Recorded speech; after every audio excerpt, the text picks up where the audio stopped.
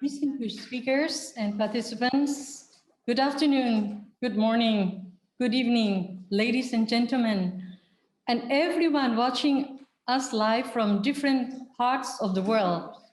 Myself is Dr. Montip Sriratana, Director of Digital Belt and Road International Center for Excellence, in short, DIBA ICOE Bangkok, National Research Council of Thailand. And I am very obliged to welcome you all to the National Conference on Thailand and the Sustainable Development Goals, Learning and Boosting Implementation Together. The United Nations Agenda 2030 and the Sustainable Development Goals represent an urgent call to action, a global partnership to end poverty, protect the planet, and ensure that everyone enjoys peace and prosperity. This conference will discuss the status of SDGs in Thailand and demonstrate how, by working together. The conference is co-organized by the National Research Council of Thailand, in short NRCT, United Nations, UN Thailand, and the United Nations Economic and Social Commission for Asia and the Pacific, or UNESCAP, in collaboration with Digital Belt and Road DIBA, National Economic and Social Development Council of Thailand, Mahidol University, and with the technical support of the Asian Institute of Technology.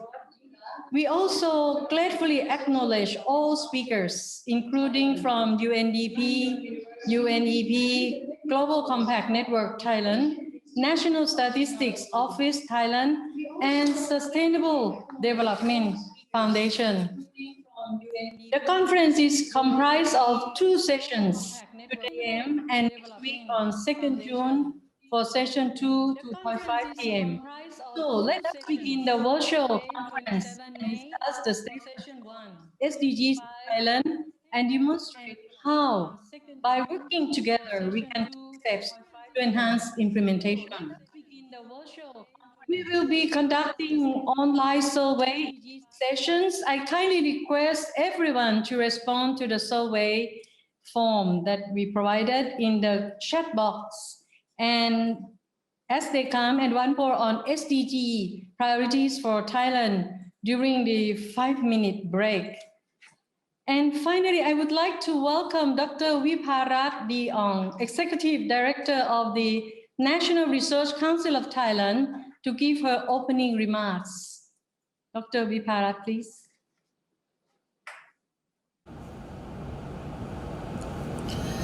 Distinguished speaker and participant, good afternoon. It is my great pleasure to deliver opening remarks for the National Conference on Thailand and the Sustainable Development Goals, Learning and Boosting Implementation Together. I'm deeply grateful to the partner organizations of NRCT, namely the United Nations or UN Thailand and the UN Economic and Social Commission for Asia and the Pacific, UNECAP. The Digital Belt and Road or DIBA and to our collaborating organizations, namely the National Economic and Social Development Council of Thailand, Mahidol University, and the ASEAN Institute of Technology for the strong support they have given to make this conference a reality. I also thank all speakers and moderators and their respective organizations for their contributions. NRCT is the principal organization in Thailand which guided the development of the country and public policy by using research, including the integration and the administration of national research budget leading up to the concrete utilization. NRCT administers research work with professional standards by using moral principles to reach achievement. NRCT employs these values and principles in its delivery of research and development program in alignment with the UN Agenda 2030 and the Sustainable Development Goal or SDG. The Agenda 2030 and the SDG are global agenda and urgent call to action in which Thailand take on seriously. But while policies are formulated at the national level, action occurs at the ground level. It is important that responsible organizations to work together to learn and move implementation of SDG at both national and local levels. This conference aims at the first, raising awareness of the Thai stakeholders about the SDG, especially concerning follow-up and review mechanism. The second, reviewing the state of Thailand's SDG implementation. The third, identifying Thailand's priority SDG goals, current data gap, and potential approach for strengthening follow-up and reviews, including proxy, indicator, and data sources. The first, identifying priority research area, and the fifth, capturing lessons learned from Thailand that can be shared regionally and globally. I'm confident that the outcome of the conference will be valuable in learning the status of SDG implementation in Thailand. Again, I thank all partner organizations and wish the conference well. Thank you. Thank you very much, Dr. Viparati Ong, Executive Director of NRCT. Now I call on Professor Guo Hongdong, Chinese Academy of Sciences, academician, Chair of Digital Belt and Road, member of the United Nations 10-member group to support technology facilitation mechanism for SDGs year 2018 to 2021, to give a message. Professor Guo Hongdong, please. Thank you, Chair. Sri Ratana. Good morning, good afternoon, good evening, distinguished guests, colleagues, friends, ladies and gentlemen. It's really my great pleasure to be speaking at this important forum. During this decade of action for SDGs, this conference provides a good means to engage multiple stakeholders towards identifying possible implementation strategies. Sustainable development demands extensive cooperation and coordination between different stakeholders and a comprehensive policy and decision support system to monitor and review progress and support the implementation process.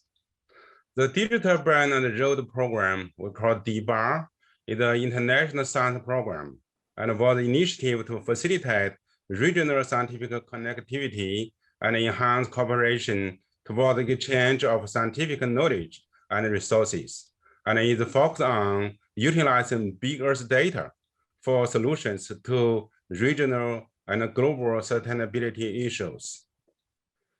With the various countries in the Belt and Road region formulating policy towards mitigating environmental challenges and incorporating sustainability in their development, DBAR is working to developing resources and systems to facilitate these efforts, especially to enable science-informed policy and decision. With an extensive network of researching from around the world, we are engaged in research and capacity development activities towards innovative use of big Earth data and Earth observation science and technology. Big Earth data integration in decision support systems and research on providing alternative solutions to capacity and infrastructure challenges in China and the developing world towards sustainable development.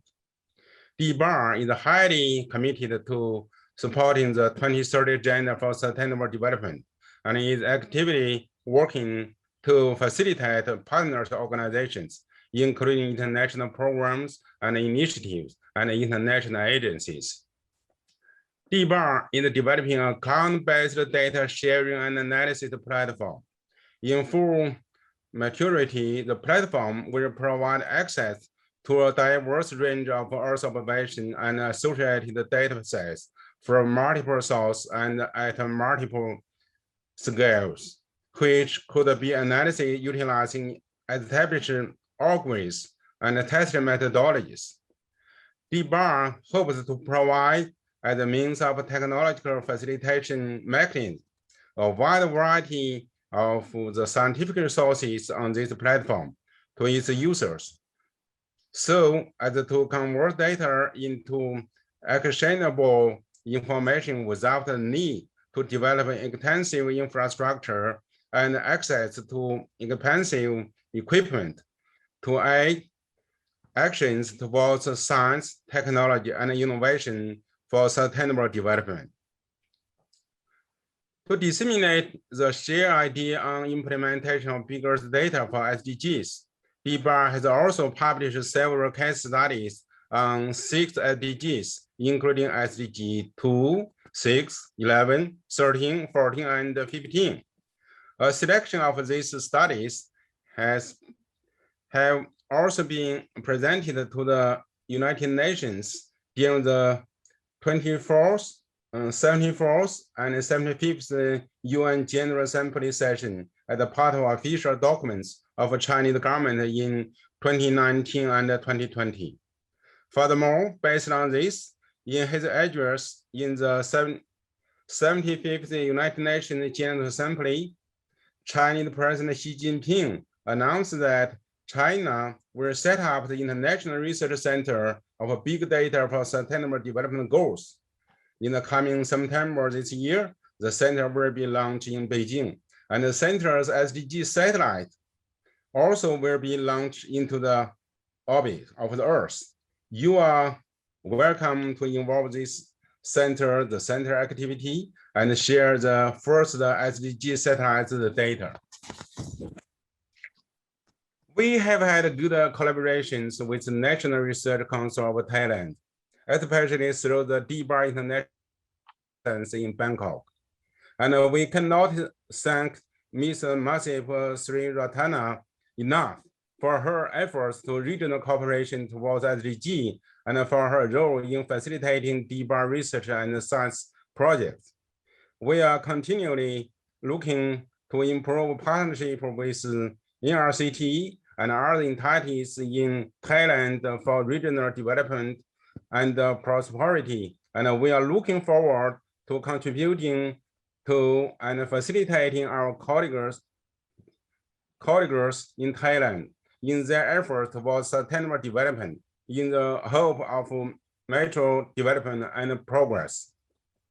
Ladies and gentlemen, with these words, I'd like to thank you for this opportunity for DBAR to participate in this important conference. Wish my best to this national conference and looking forward to fruitful and actionable discussion during this event. Thank you very much.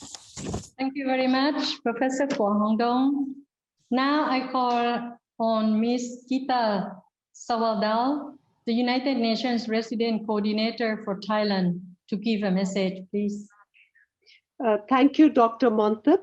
The UN, Thailand, and ESCAP are delighted to co-host this important national conference to discuss the Sustainable Development Goals and how to boost implementation in the decade of action, together with policy makers, researchers, academics, and UN colleagues here today. In particular, I would like to thank Dr. Vipara from the National Research Council, Professor Gua with the Digital Belt and Road Initiative, Khun Natawat leading the Ministry of Foreign Affairs, and Dr. Thottai at the NESDC.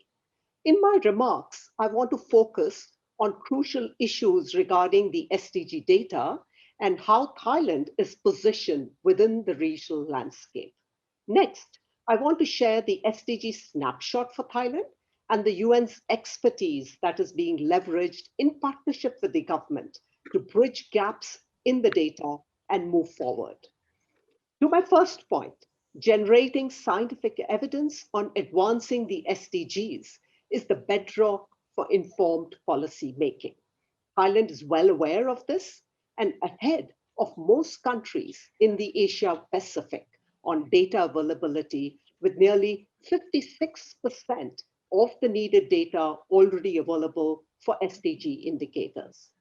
This is also one of the few countries investing in the voluntary national reviews annually since 2017, with the thematic focus ranging from localizing the SDGs, empowerment of people and communities, and voluntarism and sustainable development.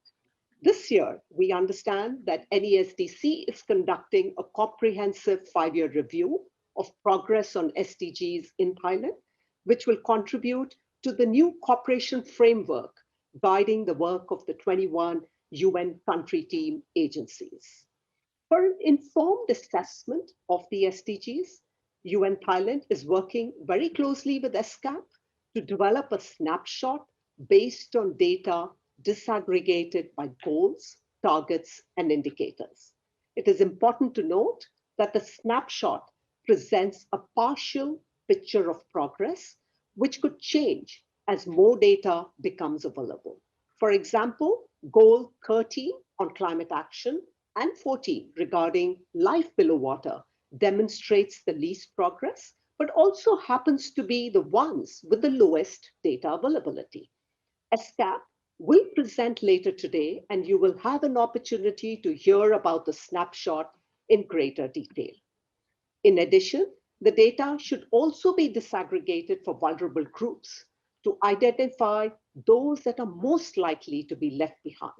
This is limited to just 10% of the data for Thailand.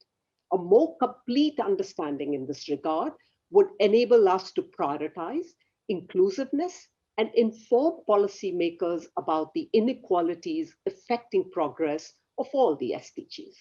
This is a compelling demonstration of the power of data in moving the goalposts on the most pressing development issues, and an opportunity to leverage technology and expertise to its fullest effect.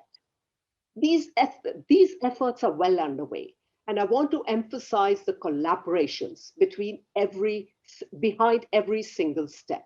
The UN is partnering with the National Statistics Office and line ministries to address the data gap for SDG indicators, identifying new data sources, reducing the cost of data collection, and fully utilizing digitization, technology, and innovative methods of analysis. An estimated 20% of the SDG indicators can be measured either through geospatial data or integration with statistical data. As one example, the Ministry of Agriculture and Cooperatives is using Earth observation data here in Thailand to monitor crop production, forest areas, and mountain tree cover in producing statistics relevant to SDG 15, life on land.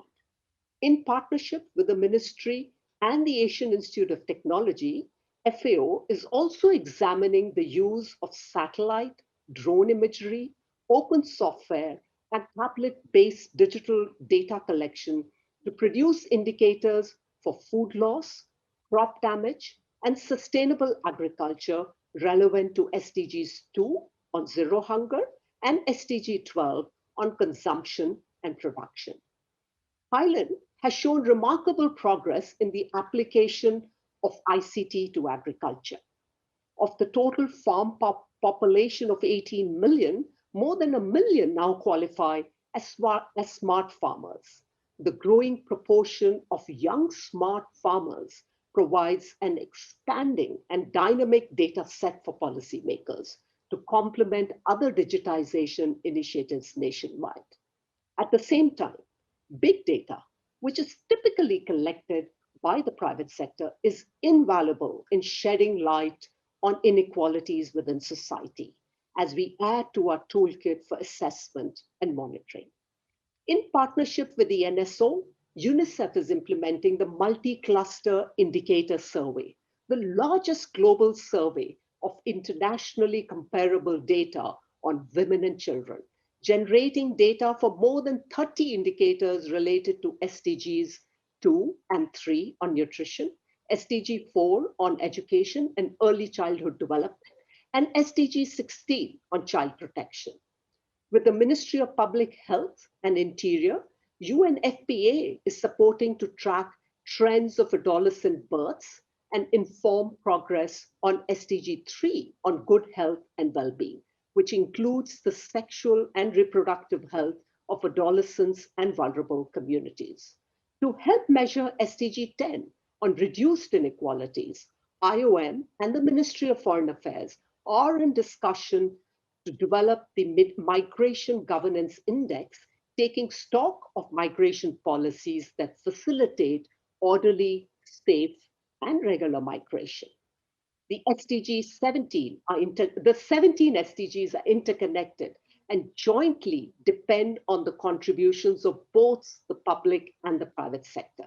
In this regard, UNDP is developing the SDG corporate tracker using digitization to capture private sector contributions, syncing them with indicators and mapping contributions to help businesses to identify opportunities to increase their impact. And as a final example, UNDRR is working with the Department of Disaster Prevention and Mitigation to strengthen data collection and reporting of disaster damage and loss to strengthen SDG 11 on sustainable cities and communities. As you can see, this is a broad mandate with clear accomplishments and challenges ahead. What is groundbreaking about UN's partnership with the government, the private sector, and society at large in Thailand is that if we get the methodology and tools right here, other countries will be able to scale up this approach to improve data availability for SDGs across the region. We have an extraordinary opportunity right now to further Thailand's and the region's contribution to the 2030 agenda. As we all know, Sustainable Development Goals form an extremely ambitious agenda that is both challenging and essential for all our well-being. Progress will depend on the informed, innovative, and collaborative policy making forged by leaders such as those in attendance today. I very much appreciate the opportunity to talk today about the hard work upon which that policy must be based. And I look forward to today's comprehensive discussions on the data required to support Thailand as we move forward together to achieve national development goals and set a model for sustainability for the region. Thank you. Thank you very much, Ms. Geeta Sabharwal, United Nations Resident Coordinator of Thailand. I'd like to call Mr. Nattawat Krishnamara, Director General of the International Organizations Department, Ministry of Foreign Affairs, Thailand, to give a message, please. Distinguished participants, ladies and gentlemen, good afternoon. It is a pleasure to be part of this important conference on Thailand and the Sustainable Development Goals. I am indeed grateful for the invitation, and I am delighted to see the enthusiasm from various sectors to gear up towards our collective goal to achieve the SDGs by 2030. This conference comes at an important time. In July this year, Thailand will present our second Voluntary National Review, or VNR, on the implementation of the 2030 Agenda for Sustainable Development to the High-Level Political Forum, or HLPF, held under the auspices of the United Nations Economic and Social Council, or ECOSOC. As we all know, the VNR is a process whereby countries take stock of their progress in the implementation of the 2030 Agenda on Sustainable Development and the SDGs, including the challenges that remain. During the drafting of Thailand's VNR, the Ministry of Foreign Affairs has engaged with various stakeholders to ensure that our report is balanced and represents the views of different sectors, including the academia. Ladies and gentlemen, the 2020 edition of the Sustainable Development Report ranked Thailand's performance on SDGs at 41st in the world and first amongst ASEAN economies. However, we cannot afford to be complacent as many challenges still remain in Thailand's SDG implementation. The COVID-19 pandemic has drastically impacted Thailand's economy and society and hampered our efforts to achieve the SDGs. Therefore, our efforts to recover and move forward as we exit the COVID-19 emergency phase will need to be even more rigorous. Otherwise, we have little chance of achieving the SDGs within this decade of action. Thailand's efforts in building back better and stronger is guided by the Sufficiency Economy Philosophy, or the SEP, Thailand's homegrown approach to development, which focuses on human empowerment, resilience, and environmental conservation, along with the application of technology and local wisdom. The Bio-Circular Green, or BCG, economy model is one effective application of the SEP that will drive a more balanced growth for the country by taking into account economic development in tandem with the conservation of the environment and sustainable use of resources. In driving SDG implementation forward, several factors will need to be considered. First, we need to maximize the benefits and use of science, technology, and innovation, or STI, as well as research and development, not only in our implementation of the SDGs, but also in monitoring and measuring our progress.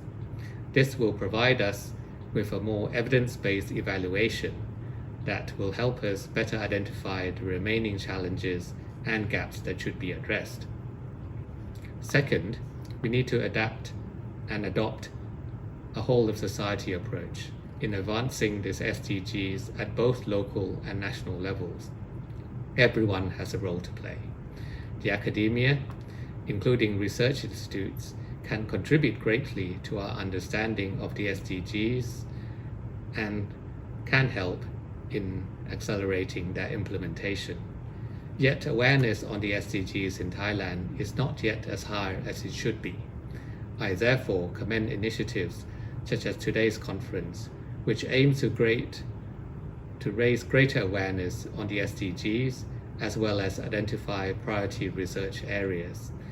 In concluding, I would like to express my sincere appreciation to all the agencies concerned for organizing today's event.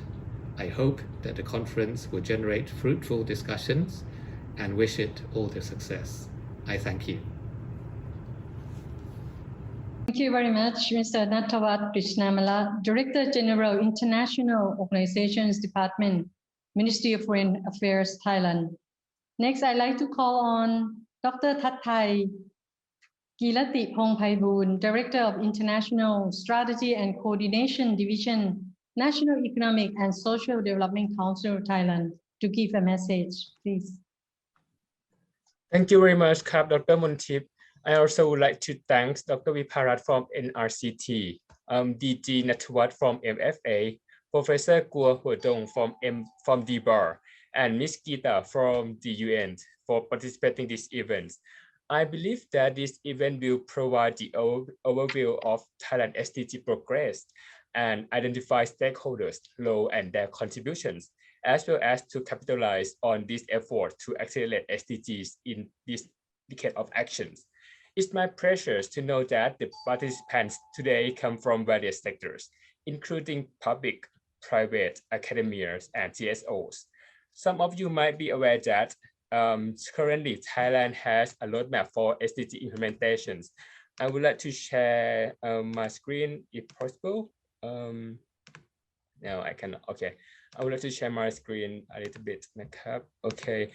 Here is the Thailand SDG roadmap that we implement already, and we will use this roadmap for this decade of actions for the next 10 years. And this is the roadmap for Thailand to accelerate SDGs. So partnerships has also been mentioned in the roadmap, as you can see in the roadmap number 5. And so the partnership is one of the key factors to that the countries to achieve the SDG by 2030. That is why we are here today. we need all of us to work together for the countries to achieve an inclusive and sustainable development. In this day, the government has put many efforts on SDG implementations at both national and local levels. We have done a number of projects contributed to advancing our 7 goals and also developed the country's database, which is important for the M&E process. In order to implement a concept of sustainable development at provincial and local levels, NESDC, together with the Ministry of Interior and the National Statistical Office, have explored 9+5 pilot projects, which are 9 provinces and 5 local administrative organizations across the countries. Some of you might have the questions whether Thailand development plans are aligned with the global agenda. It can be assured that the UN 2030 Agenda for Sustainable Development is very well aligned with National Development Agenda. Both the 20 years national strategies and the National Economic and Social Development Plans, or NSDP, have been formulated by embracing the 2030 Agenda and the SDGs as one of their key principles. Ladies and gentlemen, once again, I would like to thank NRCT and UNESCAP, especially Dr. Montip Siratana, for organizing this event. I believe that the discussion today and also the other sessions on the next Wednesday will provide crucial information and critical ideas for the countries to accelerate the SDGs, and also to identify a role of each stakeholders as an active and engaged partner for sustainable development. I wish a fruitful discussion, Krab. Thank you very much. Back to you, Krab. Thank you very much, Dr. Thatthai Kiratipongpairoon, Director, International Strategy and Coordination Division, National Economics and Social Development Council, Thailand. Now I would like to call on Ms. Gemma Van Hardiland, Director of Statistics Division of UNESCAP, to present the major findings of the 2021 Asia Pacific Progress Report on SDGs. Ms. Gemma, please. Thank you very much, Kun Montip, and good afternoon, everyone. My name is Ms. Gemma Van Houdren. I'm the Director of UNESCAP, the Economic and Social Commission for Asia and the Pacific, and it's a great pleasure to be with you this afternoon. I'd like to also extend my thanks to all the organisers of today's conference, and it's a really great opportunity to raise awareness of the 2030 Agenda for Sustainable Development here in Thailand, and also to foster and boost implementation of the SDGs in Thailand, as well as we heard, in the Asia Pacific region. I'm going to share with you some major findings from a report that ESCAP has been producing for the last 5 years on progress towards the goals, the 17 Sustainable Development Goals of the 2030 Agenda. I'll just share my screen, and I haven't been given access to share my screen, so can I just ask the organisers, here we are now. Yes, please. Okay, I have just starting from the start. So thank you very much. So I'm going to share with some progress towards the SDGs in Thailand, and the data that we've used in this progress snapshot is from 2020. So before I do that, though, I'd just like to step back a moment and remind all of us in the audience and all of us in this conference today, what is the 2030 Agenda for Sustainable Development? And the 2030 Agenda for Sustainable Development is a document that was agreed by all governments in 2014 called Transforming the World, the 2030 Agenda for Sustainable Development. And it articulated 17 global sustainable development goals, and it also articulated 169 global SDG targets.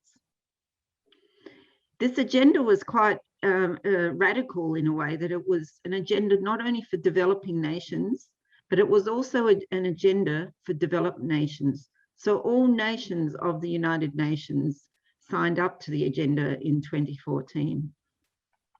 It's a global agreement for people, our planet, partnerships, prosperity, peace. The agenda also agreed a follow-up and review mechanism, including a global SDG indicator framework, voluntary national reviews, and the follow-up and review mechanism was country-led reporting on that global agenda. Finally, it has a 15-year timeframe from 2016 to 2030. I'd just like to highlight 3 parts of the follow-up and review mechanism. The first one comes from paragraph 47, and this paragraph highlights that our governments, the governments that have agreed to the transforming agenda, have primary responsibility for follow-up and review at national, regional and global levels in relation to progress made in implementing the goals and the targets over the 15-year period. Paragraph 48 highlights that indicators are being developed.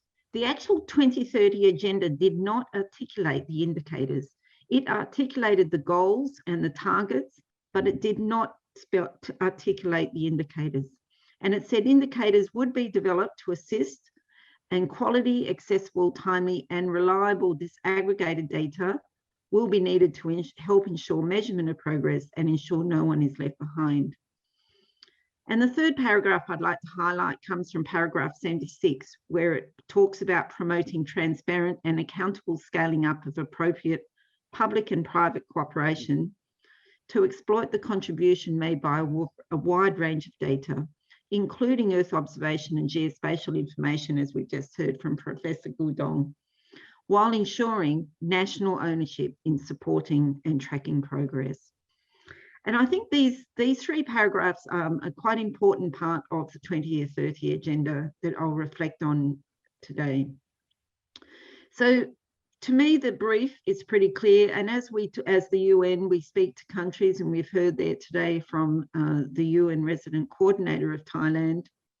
Governments have primary responsibility for the 2030 agenda.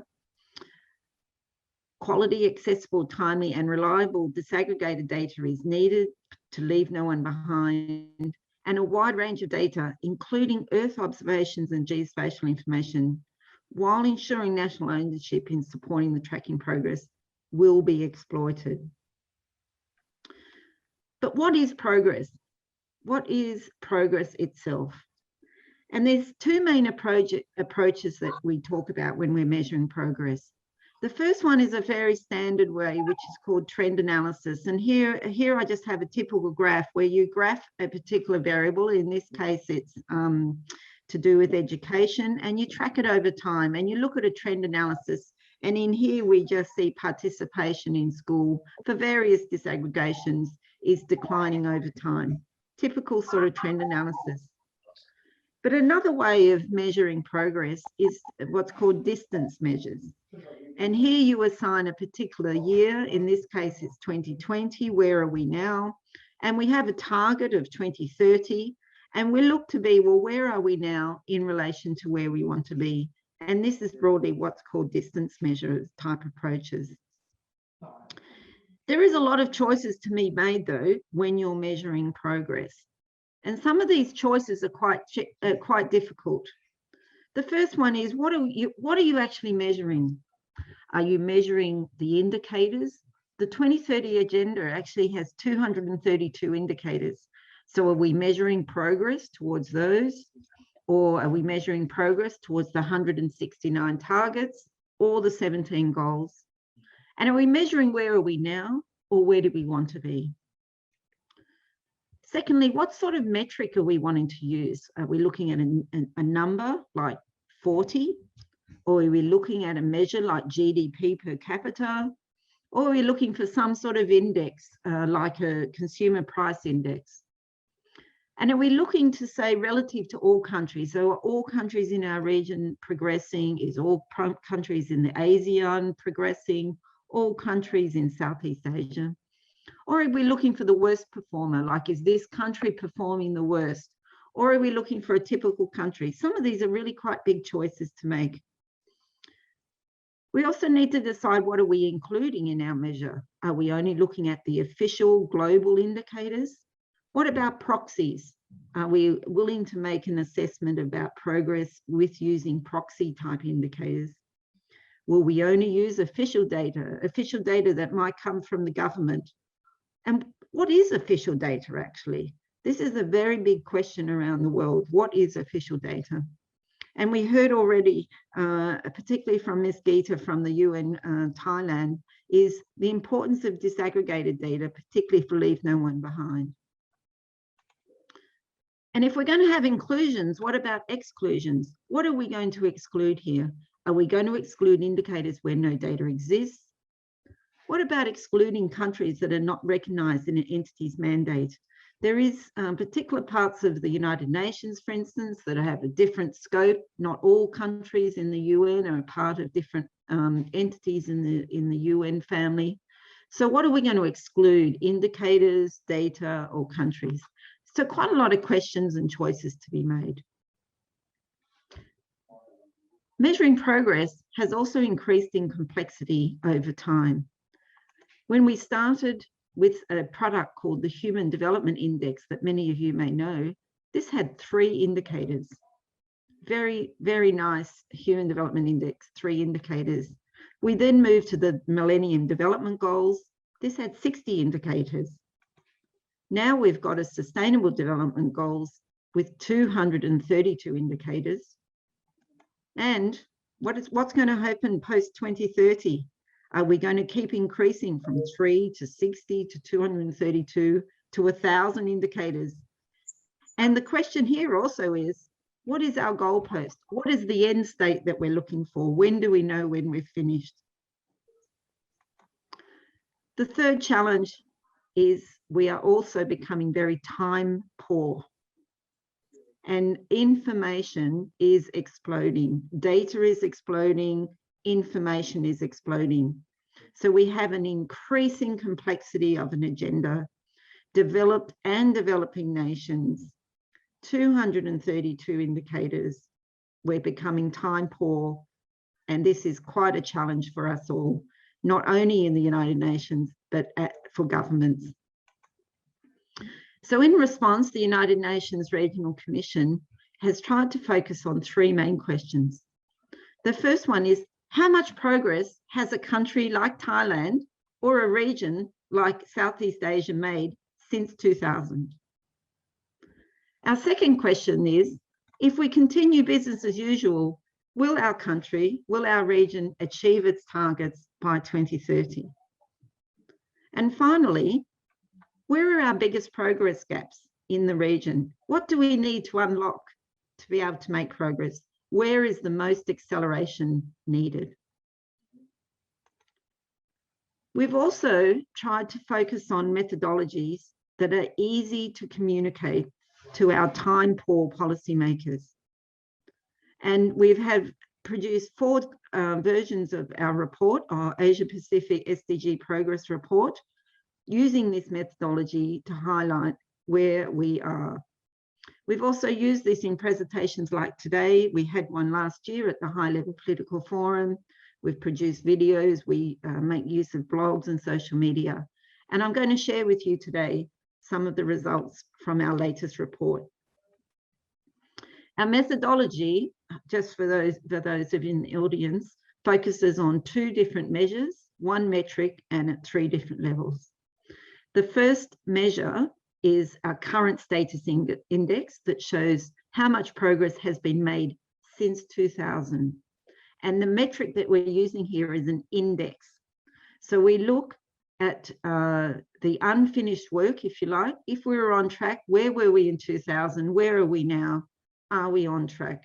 How much progress has been made since 2000?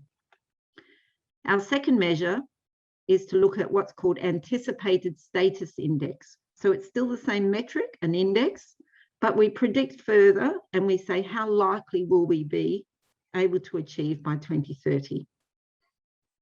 And the third measure we use is the progress gap.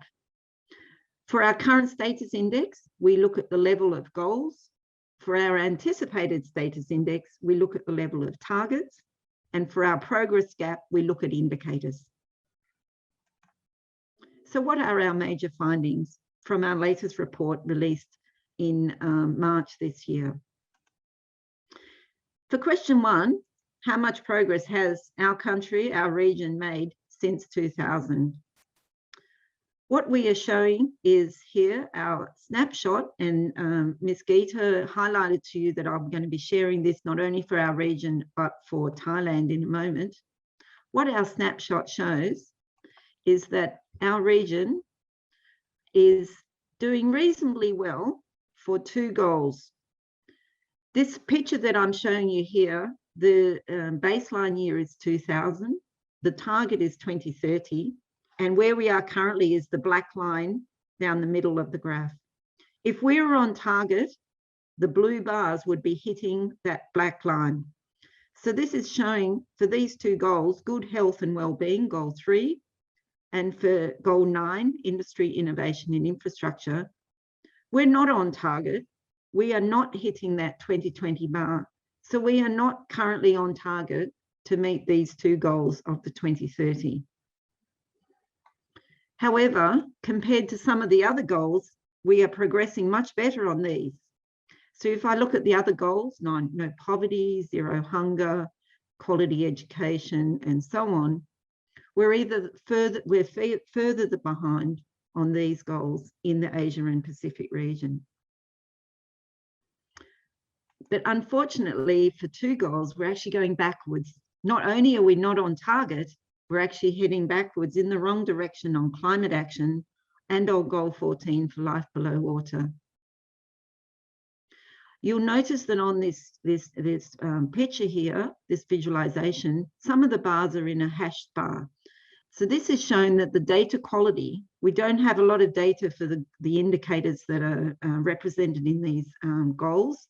So our ability to talk about these goals with a high degree of confidence is not as great as those with the solid bars. If I look sub-regionally, this is the variety in our region. We have 5 very diverse sub-regions, and I'll just highlight some of them. Thailand obviously is in our Southeast Asia region. So in our East and Northeast Asia region, we see we're on track for no poverty. North and Central Asia is on track for reducing inequalities. And in Southeast Asia, we're on track for goal 9, industry, innovation and infrastructure. So quite a diversity across different parts of Asia and Pacific. Most of the regions are heading backwards, going in the wrong direction on climate action, including here in Southeast Asia. And you'll see most regions are either stagnant or regressing on life below water, goal 14. So this is a really quite a good tool, not only to show you what's happening regionally, but also to compare between the different sub-regions and diversity in our region. And I've also here I've also got goal 15, where all sub-regions are goal 15, life on land. So what about Thailand? So here's the snapshot for Thailand, again, using the latest data for 2020. So if you recall, for our Asia Pacific region, we were making most progress on goal 3, good health and well-being, and goal 9, industry, innovation and infrastructure. For Thailand itself, most progress is being made on goal 1, no poverty, and goal 9, industry, innovation and infrastructure. So I'll just move my screen here because I can't see it. We also can see we're making reasonable progress on most of the other goals, but we are going backwards based on the global data on 3 goals: zero hunger, climate action, and goal 14, life below water. You might recall that Asia and the Pacific was also going in the wrong direction, regressing on both climate action and life below water. I do need to highlight here, several of these bars are in shaded, so the quality and the availability of data for these goals is not as strong as the others. And I also should highlight here that on zero hunger, it's just slightly in the red, And on some of the other goals, like goal 16, clean water and sanitation, and goal 12, responsible consumption production, it's just slightly to the right. So let me turn to the second question. If I continue business as usual, will our region achieve its targets by 2030? This is the second question that we try to address. And here we look at targets, the 169 global targets.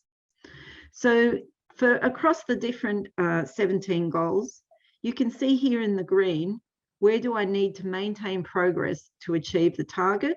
And we highlight those targets where we are needing to maintain progress.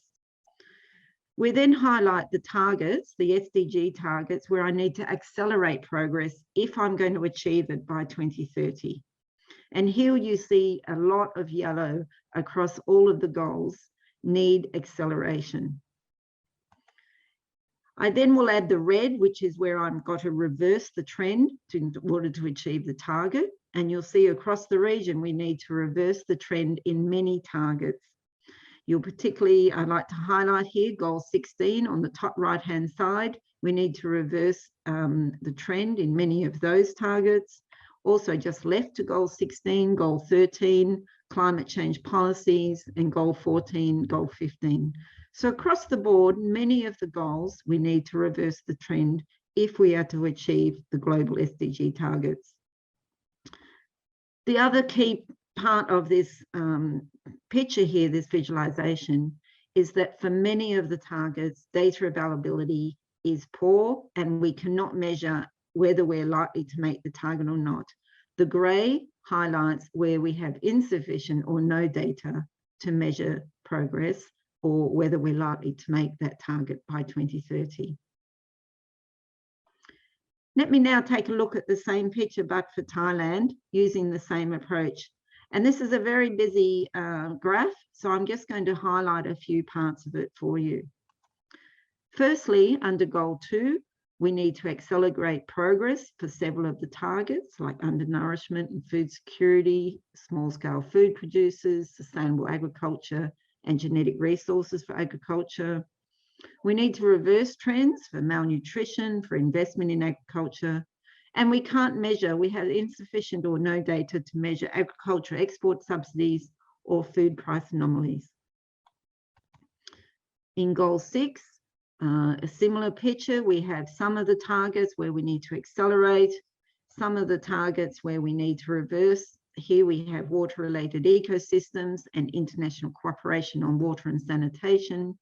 But 3 of the targets have insufficient or no data to be able to know whether we're on target, including, in this case, safe drinking water, water quality, and transboundary water cooperation.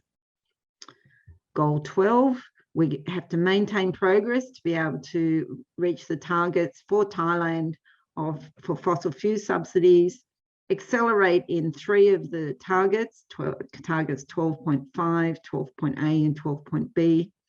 Reverse some of the progress so far around sustainable use of natural resources, in managing chemicals and waste. And we have insufficient data to measure 4 of the targets for goal 12.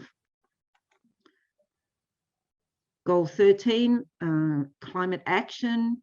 We need to reverse trends in Thailand around resilience, adaptive capacity, around climate change policies, but unable to measure how we're going on climate change awareness, commitments under the UNFCCC, and climate change. And finally, goal 16, where we have a good spread, but the highlight of goal 16 is the inability to measure many of the targets.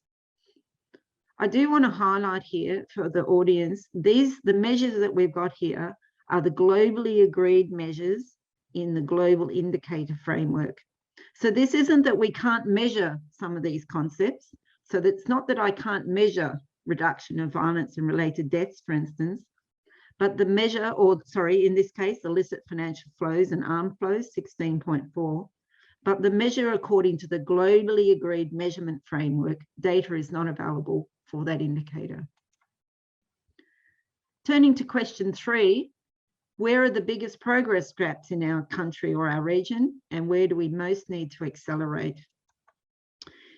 Now, in the case of Thailand, what we produce is we produce a very detailed, this is now at the indicator level, and we produce a very detailed assessment of where are our biggest progress gaps, where are we regressing in the red, where do we accelerate in the yellow, and where are we on track in the green. And I'll just show you for Thailand what I'm looking at here, where I'm looking at here in terms of where are the biggest areas that I need to make progress. And I'm really sorry, but my screen, I can't read the top few lines of here, but it's showing you for each at the indicator level, where do I need to reverse trends the most in order to meet the targets of the 2030 agenda by 2030. This is a really good approach for measuring not only progress gaps, but for identifying priorities for acceleration. Now, I need to highlight here this analysis that I've just presented to you for not only the region, but also the sub-regions, and in particular for Thailand. The data comes from the global SDG data. It comes from a database that's maintained by our colleagues in UN DESA. In a lot of places, and well, actually Geeta has just highlighted, in not as many places as we'd like, we have been able to produce disaggregated data by sex, by age, and urban rural. This data has been reviewed in conjunction with the UN country team, and where we have been able to, we have added new data. The indicators come from the global SDG indicator, and again, we've reviewed and finalized with our country team. So these are the global data for the global SDG indicators. But we've used regional targets, so be able to understand, are we on track to meet the goals and the targets and the indicators of the global agenda? We've used targets at the regional level, and we've worked quite closely with Geeta and her team and the UN Resident Coordinates Officer to review and confirm those. And our methodology is freely available, just giving you a link there.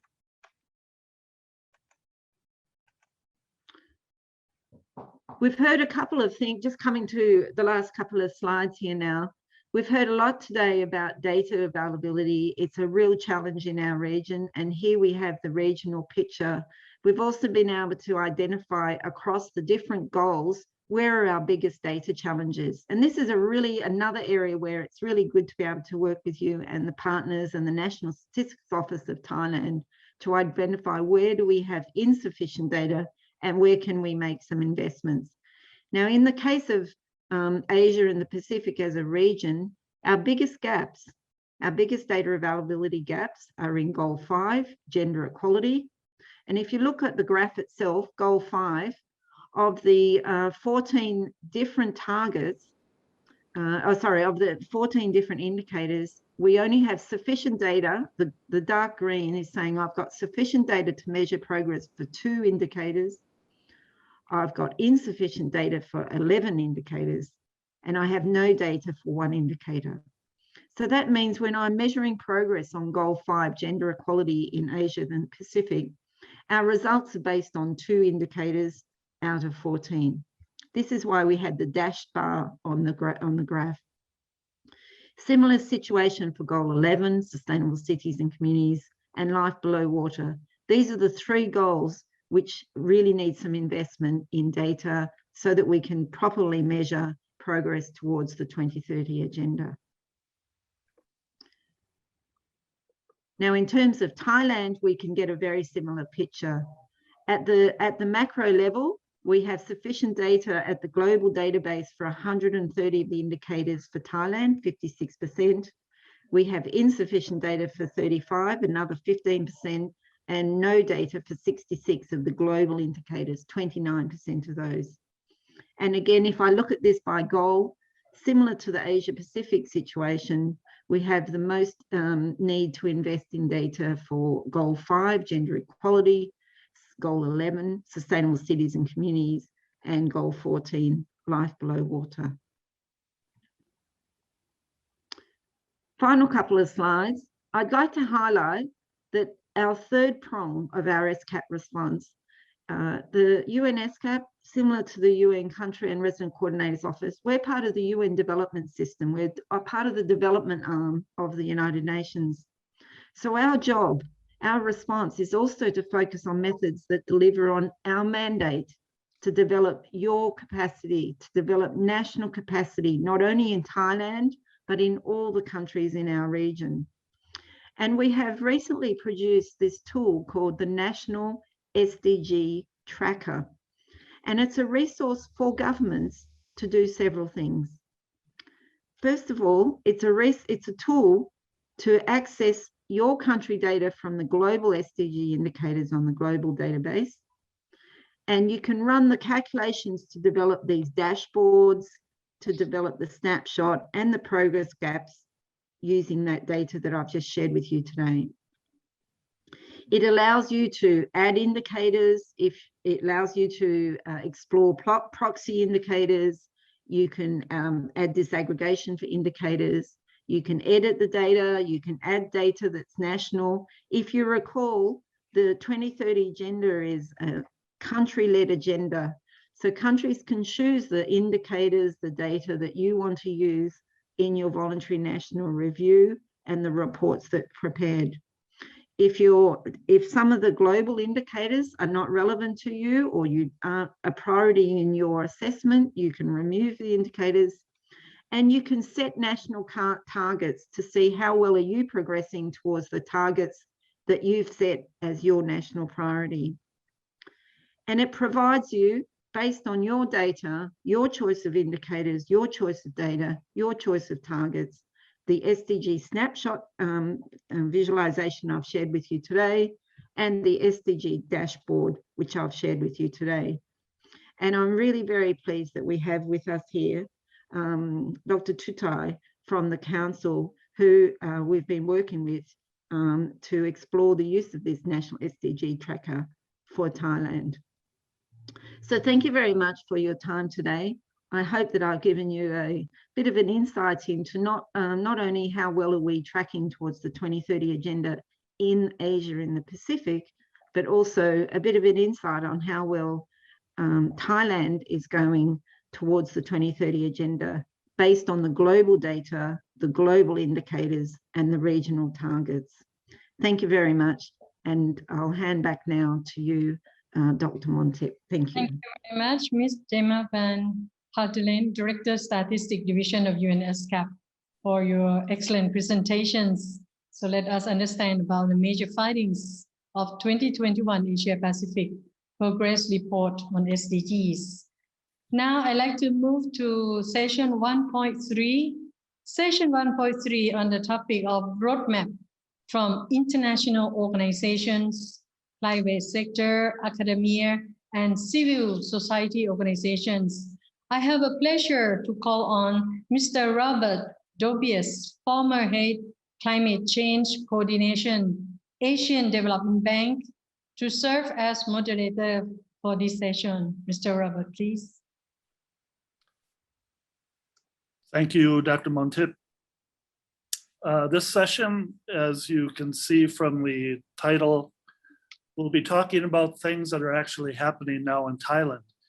And so we will learn from representatives from the international organizations, from the private sector, from academia, and from civil society organizations, some of those activities. Each of the speakers will be speaking for 15 minutes, and I would respectfully ask each of the speakers, please, to keep to that time limit. In the middle, we will take a short break, and during that break, I understand that a poll will be set up and show on your screen asking you for your thoughts on some of the highest priority SDGs in Thailand. So that will happen halfway. So let's get to it here. Our first speaker is Mr. Renaud Meyer. He is the resident representative UNDP Thailand. Mr. Meyer, the floor is yours.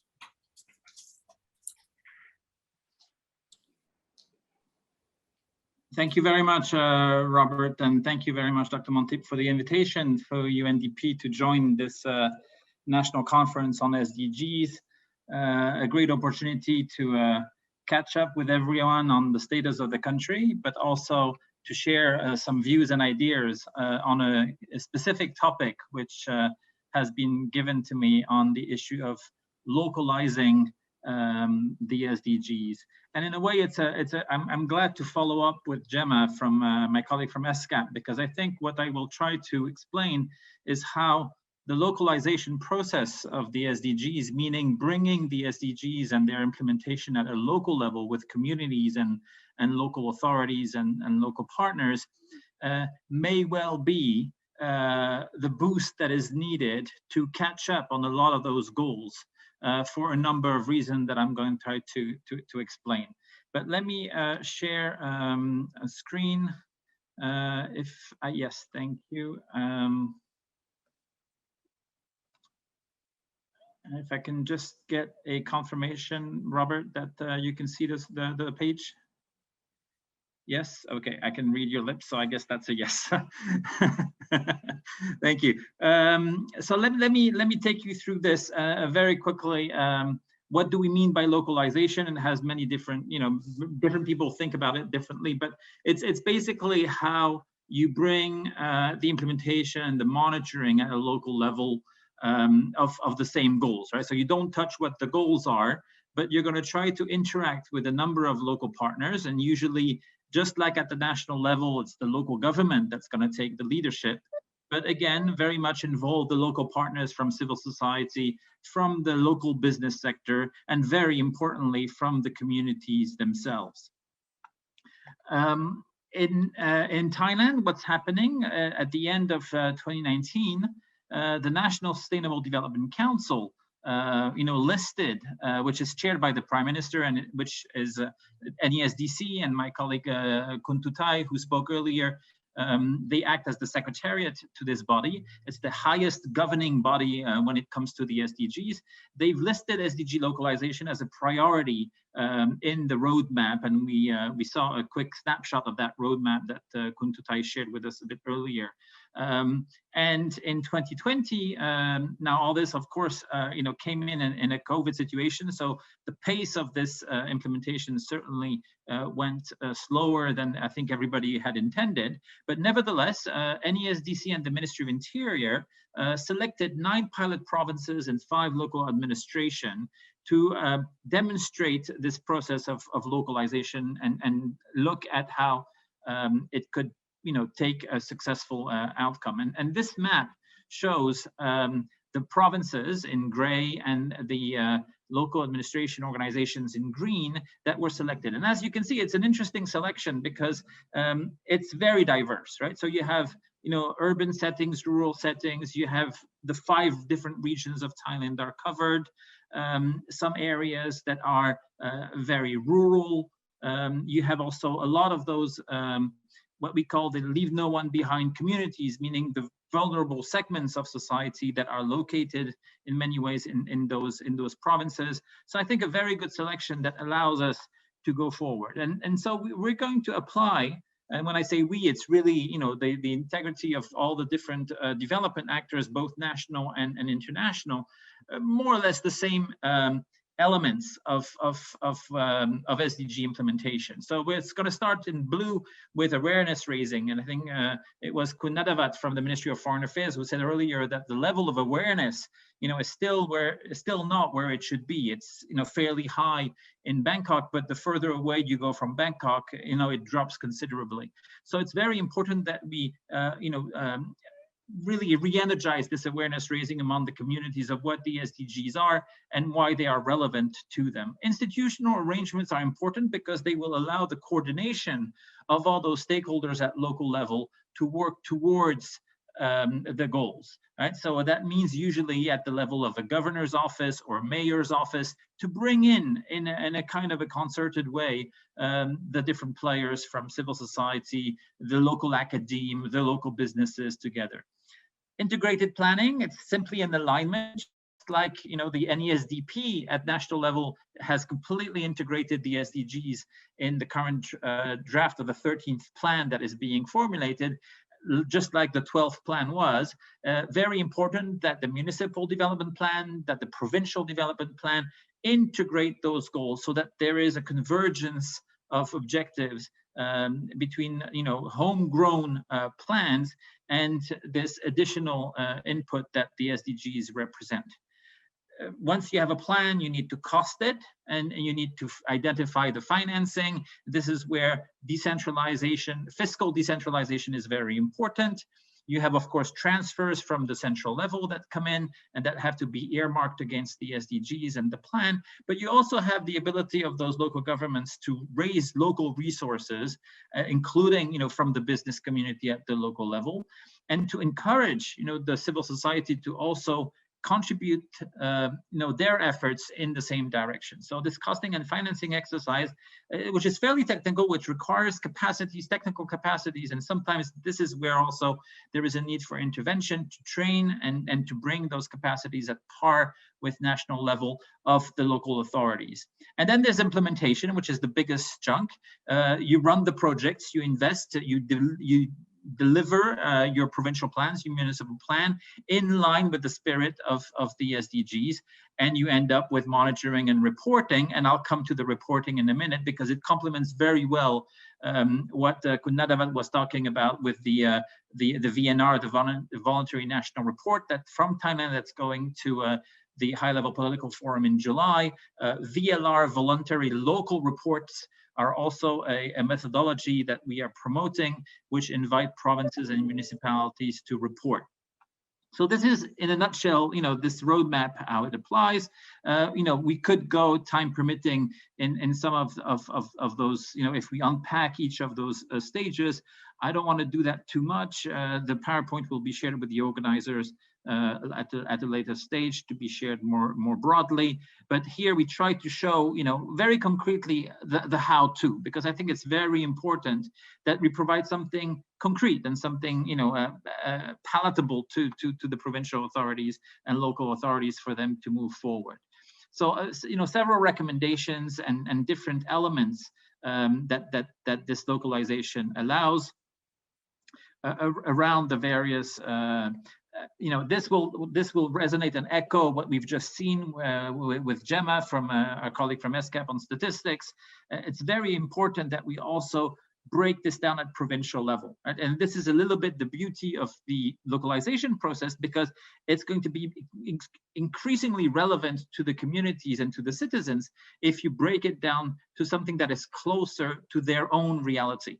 As we can imagine, just looking at SDG 14 on life underwater, it's obviously much less relevant, with the exception of the issues of rivers, in northern Thailand than it is around the Gulf of Thailand or on the Andaman coast, right?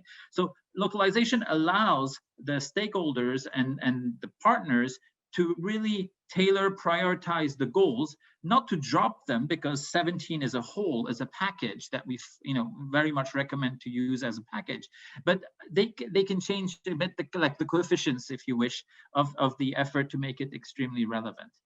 Now, what it means for the work that we are doing as an organization with our local partners, we're taking a two-track approach, right? On one side, I've talked about the pilots, so working very closely in the spirit of those pilots on those 9 provinces and 5 local administration, but also, and this is important, in parallel, we've reached an agreement where if a local official wishes to become a champion, and we have several mayors and around the country, and after the local elections of April and of last December, we expect this to come more and more.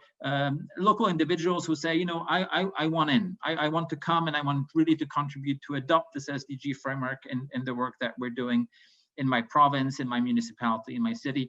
And this is something that we can definitely do to really then focus and converge the efforts of multiple partners, not only from UNDP, but from other UN agencies and other development actors, so that we really bring impact in a local level, and then share, of course, this type of approach, so that others working with the League of Municipalities, for peer-to-peer learning and exposure to experiments.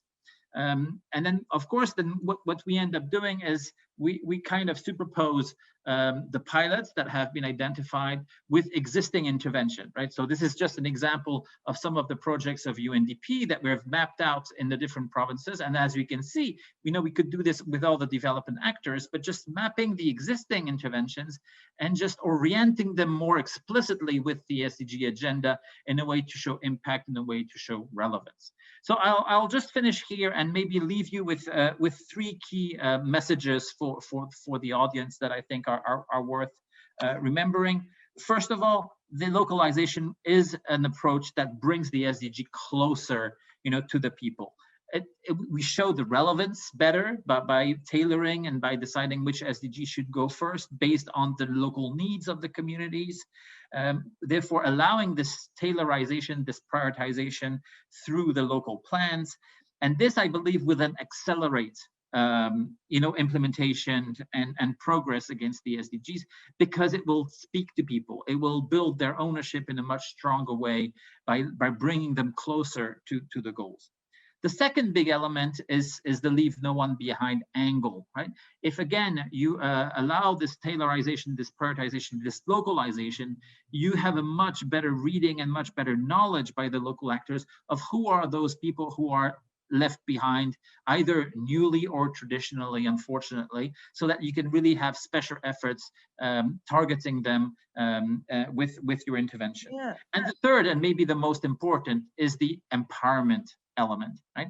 Localization really allows the whole process to empower citizens that ultimately will impact not only the progress, but I think also the social coherence within the communities, because you bring people around a common agenda. So you reapply what has been successful about the SDGs at global level by bringing all the countries behind Agenda 2030. You do the same at a very local level. You bring the whole community with its differences, but all of them embracing a common agenda so that you can multiply the efforts and the impact on the SDGs. So empowerment, leave no one behind, and bringing, transforming citizens from just waiting for the government to do something to for them to really become actors of local development against this agenda of the Sustainable Development Goals. Robert, that's it for me, and I'll be looking forward to questions and comments from the audience on this exciting agenda of localizing the SDGs in Thailand. Thank you very much. Thank you so much. This, for me, was very exciting to hear. Sometimes it seems that the SDGs are floating out there in the stratosphere somewhere, and congratulations to UNDP Thailand and to your partners here in Thailand for this work. Now, another key actor in the SDGs is the private sector, and I would like to welcome Ms. Tanyaporn Grititayawut, who is the Executive Director of the Global Compact Network in Thailand. Kun Tanya, the floor is yours. Thank you so much. Can you see me or can you see slides? I see a slide. Yes, I can see you, yes. Okay, can I pull up my slide? Please. Is it showing? No slides yet, no.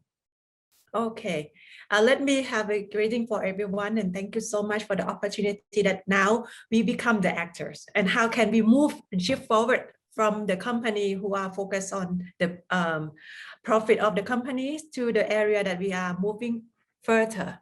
Let me share the screen. How about now? Yes. Perfect. With the initiative that we had listened to the process of implementing the SDG in Thailand as a localized matter, now we are bringing up the concept that how can we partnering with the private sector. And the United Nations Global Compact established the network, and Thailand, we are one of the network. The network has launched since 2000, 21 years ago, which is the area of the human rights, labor, environment, and anti-corruption. However, in the network of Thailand, we are just established as operating for the last few years. But in these last few years, we adopt and mandate the United Nations goals, whichever we think that is very important to the world that we need to support. As a global citizens and also global private sector, we need to ensure that when we have United Nations goals and the values, we need to move that through the responsible of the corporate practice. In the area of the practice, with a combination of the group of the companies, right now we have over 13,000 companies across the world to run and generate the report. This is the key important things. If we have the information that transfer into the report, so we can see how much of the people are driving the sustainability developments and also driving whatever is positive impact to the societies. With this number of the companies, you can imagine that how much of the action is taken. And every year we have at least one company each report that coming up. Today, I will talk more about how can we motivate the company like this to generate the positive impact in the world. Back to the concept of the sustainable development goals, we think about sustainable in the area of the business as well, that in the connection of the companies together, we are United Nations Global Compact and the local network Thailand, the world's largest corporate sustainability initiatives, which we think that even in Thailand, we are the newly established, but we already have about 70 companies that already partnership together as an era of the SDG moving forward. To complete with this goal, I think it's a very good challenge, and as we know that there are the huge gap to go. In the private sector, respect to the work to bring into the practice is not easy. And last year we had a very good celebration that we are convened the private sector and the CEO together to overcome with the challenge. As we know that in the situation that we amid with the COVID-19 crisis, and we had to face to adapt a lot of issues that we need to be sure that business still survive. How to overcome with other things that positive impact to the communities. Our members and the Thailand government team, they are now very good partnering to exchange idea and also of course to respect to the practice as a roadmap that Dr. Thattai had shared about the collaboration between the PPP, public and the private partnership. We are very confident that these are the example of the companies who already commit to drive and to do the investments for the next 10 years as a decade of action. In the partnership, we had announced that the declaration of the company commitments for the next 10 years as a plan for positive impact to the community. We had honorable support from the government teams, and last year with the Excellence General Prayut Chan-o-cha, the Prime Minister of Thailand, also witnessed with the ceremony of us on the forum we call the Global Compact Network Thailand to begin the construct of the Thailand biggest digital platform and the database for sustainable development. We had collecting the number of companies that pledged to the SDG goals with the budget of 1.3 trillion bahts. So it's very large amount that we think that with the commitment is contribute to about 1,000 projects to go. So these are the companies that we found that they are very high commitment. I will put some of the video clip in the link. If the administrative team can help me, please put the link of the program that we had shown. It's a 2-minute video summarize about that event last year. Thank you. Pledging for the company commitment, let's see how can we drive together. I'd like to jump to the area that even we know that responsible company, they start from the left hand, which is the 10 principles as a conduct by an area of human rights, standard labor, environment, and anti-corruption. Now we are integrated that work to be the one universal language that we talk about link to the 17 of the SDGs goals. In this link, the company can interpret the communication in the way that they can use this word to communicate to the investor, shareholder, and stakeholders as a publicly available through whatever the company website or the UN Global Compact website. And this kind of the area that you can see the colorful of the SDG each goal, the mapping out to the area of the basic principle of the business conduct. So to serve this, we also encourage the company to report out to their stakeholder and investor, and also to the public about what they can make and inform on the way of how to calculate. We also have very good initiative recently about the SDG that have a framework we call the SDG impact measurement and management. And now we have a SDG trackers. It's coming very soon. We could also adopt this program as a database to interpret the way that how can we quantify the size of business and the size of impact in a way of have one repository database with the government. And we are looking forward to have a good data tracking for the corporate SDG index as well. How can we help? The company also consider that even they already have full hands to work, we also need to give the hands to encourage the company as they can do some of the improvements. Then there are several of the toolkits and specific needs to help the company adopt the practice in the easy way. The way to make an incorporate of the sustainability into the company agenda is by the leadership. And we think about this mindset and leadership together. In Thailand, it's very good that many of the companies that we had talked with, they had adopted from the option of the SDG is option, but they think about the SDG is the necessary. The necessity of this is not easy to convince, but how could they shift up the basic ESG to be the new shift up to the SDGs? We urge to think about the sustainability is not the option anymore, but rather necessity in the way that it's shift to the short and longer term of the values for the company. That positive impact, of course, is not easy to quantify, but how could we help them to evaluate the economic impact as a scale? Not only GDP, but if they can quantify the positive impact and that contribute by the company, that would be fantastic, that they can see that this is a long-term partnership, and that could also buy in the trust, earn credibility from the consumer level. As well as the stronger network as a business partner, we encourage them to have a stronger connection back to their own supply chain, like their own suppliers, the relationship with their own consumer and customers. So we have the research to show that the sustainability leader is better to know that if once they already adopt the SDG quantified impact, they are lead the better profitability. By the scale of the company who adopt the ESG and adopt the SDG, we see the number of the either the progress of the company profit and also the financial is better, about 5 to 10 points in Asia Pacific. It's help company also to communicate the progress on their material finance and non-finance impact. I hope that this is a good strategy that we can adopt to the concept of the company.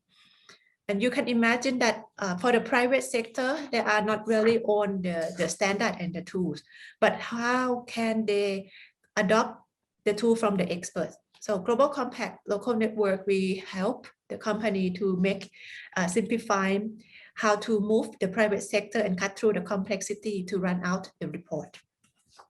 You may have seen there are several of the good reports in the public when they are having the General Assembly for the private sector company.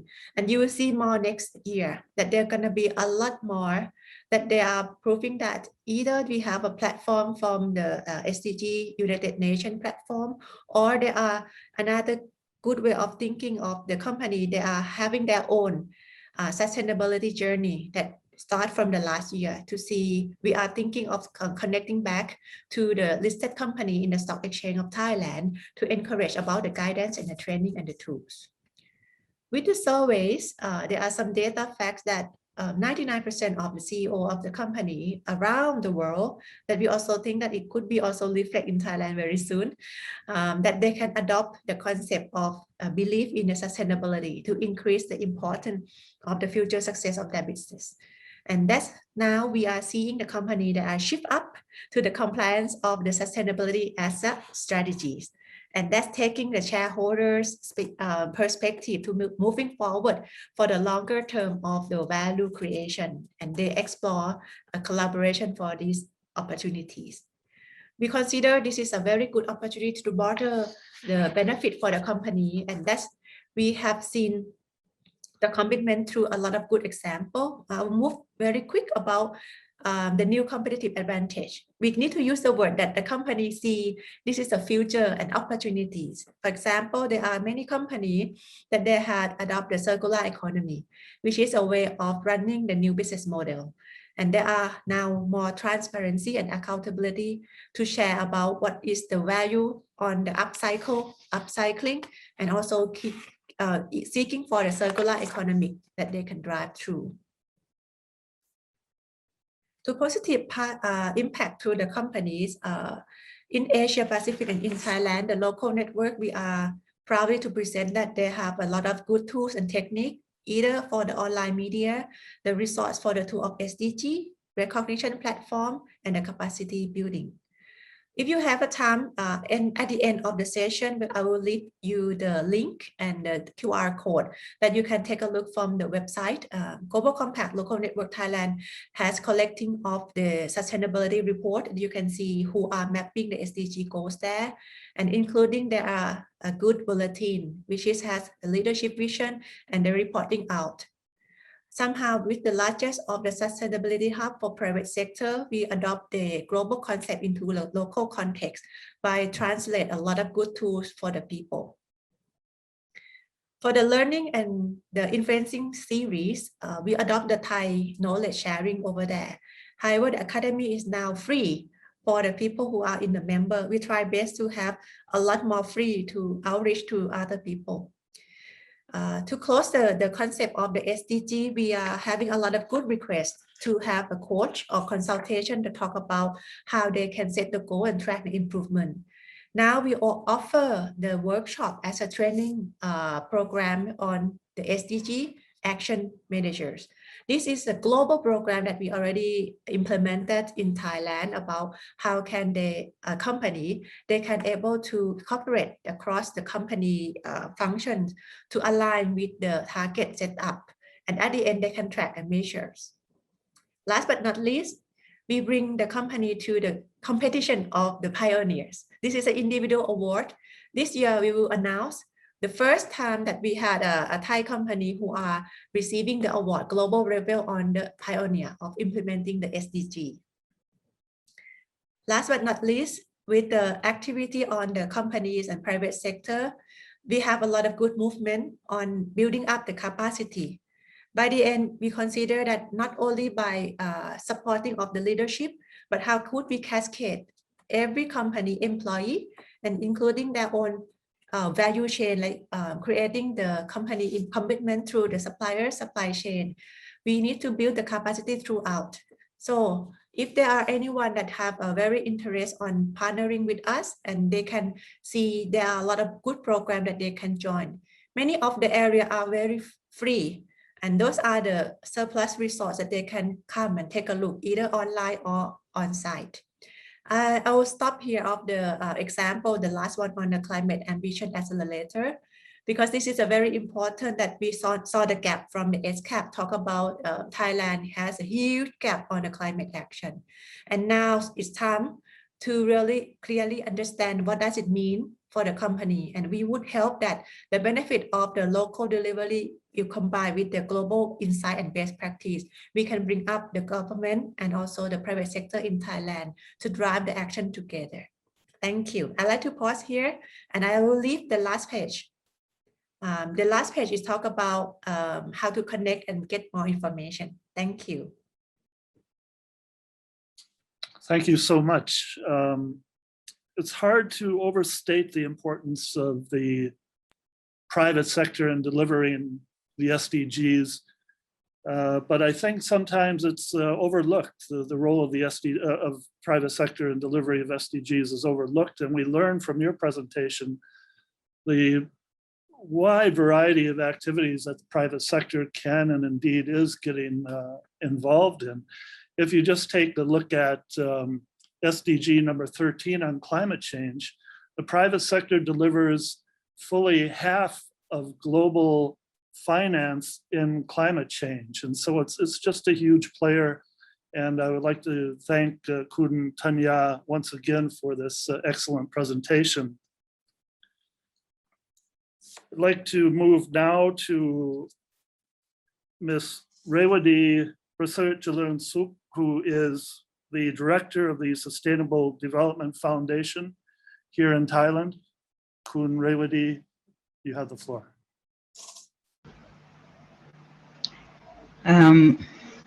Good afternoon to everyone. Thank for the organizer that allow the non-governmental organization to share the view and the roadmap toward sustainable development in the country. I would like to share my presentation. So for NGO, we toward achieving sustainable development goal, what we in reality in the real world and at the field level, the marginalized group. What we would like to see in concrete is to really see the human right for all realized in action. We very much appreciate the concept, the indicator, mechanism, plan of action. In the real world, we still see that those who are marginalized, the women, indigenous groups, small-scale fishers, family farm, they still are being left behind. So we very much like the idea of leave no one behind. And then the principle of human rights, we need to really have a collaborative action among different stakeholders that present here at this forum to really put the concept in a very concrete. I appreciate that right now we have 9 areas for pilot area, and this is something that from those who are working and at groundwork, we would really seek a roadmap and direction that we need to see. For us, in order to move forward inclusive development, despite we are advocating for area-based approach that interlink between people, economic growth, social growth, and also ecological growth. And we highlight the concept of sustainable development, highlight the importance of interlink between the 3 areas: people, natural resource, the growth, social aspect.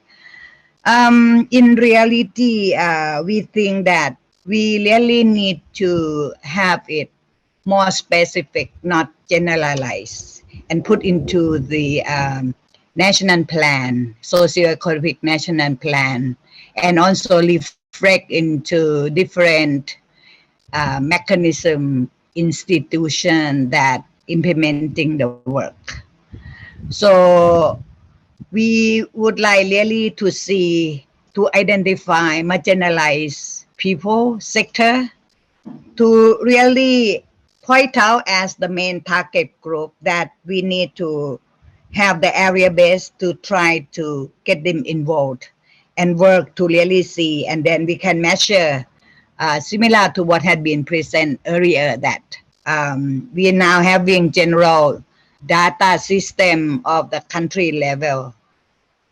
How we can then interpret and develop a system, for example, in a very clear, in a pilot area selected, how we're going to really have the present status of different goals, and then to really have a very clear measure how we have made a progress in order to ensure that our development include marginalized people sector, and also aim toward increase human well-being, social and environmental sustainability, and also the people. It is not a group of people who are waiting for a work, a program from the government, private sector, but then they are the real actor in the development. So my sharing, my roadmap, I think it will be built around this concept because I would like to really reflect the reality, what is happening at the groundwork, and then point out with a very good initiative and very clear goal and principle on how to achieve sustainable development. Now, I want to really see that to reflect reality and then some gap and then what need to be done. And that is what need to be done. It is not something that we expect that it would be the role of the government or business sector or academic, but it is also a part of our commitment to collectively work with different institutions to achieve that. In my opinion, it is not so outstanding highlight at the policy level. We have the wording social inclusiveness, but there is really no link in terms of human right or addressing inequality. It is somehow identified as a separate component. But then I think this is the conceptual, it is the mission, and I want to have it clear because it would set direction of the national development and reflect in terms of implementation of different ministry and also different institution really follow that principle. Especially the principle when someone in Thailand, when someone are talking about human rights, it becomes frightening. NGO again talking about human rights. So you are borrow concept of Western and now it is not that here. But then if we really open that and make it very clear that our direction of promoting sustainable development will address the human right, the right to life, right to organize, life to have good food, right to whatever. So I think this is something that I would like we have representative of the National Socio-Economic Committee also present here. I think that we are now in the process of developing the 13 National Socio-Economic Plan. So this area should be outstinct, should be really clear at the outset. And another one, every aspect that had been discussed earlier, I think it is including somehow in different paper, policy paper.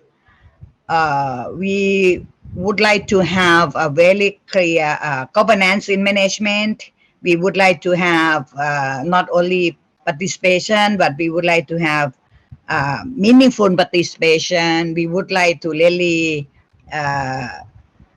make people aware and then participate. And we also would like to see using available technologies to really uplift the well-being of the people. My question and then something that NGO would really like to work on a very specific area. How are we going to apply this to really put in the marginalized sector, to the marginalized press and community, for example? It's very clear. We have indigenous group, we have small scale fisher who are invisible. They are not including in the data system. And then some remote area, they are not really clearly identified as the target. So when we are talking about target, it is already in the urban city. Of course, there are many areas that we still need to work on that. But then I would really think that those marginalized sector and presses and community should be clearly identified. Similar to what we have identified for urban development, for provincial development or whatever, but specific to those who really in difficult or vulnerable groups.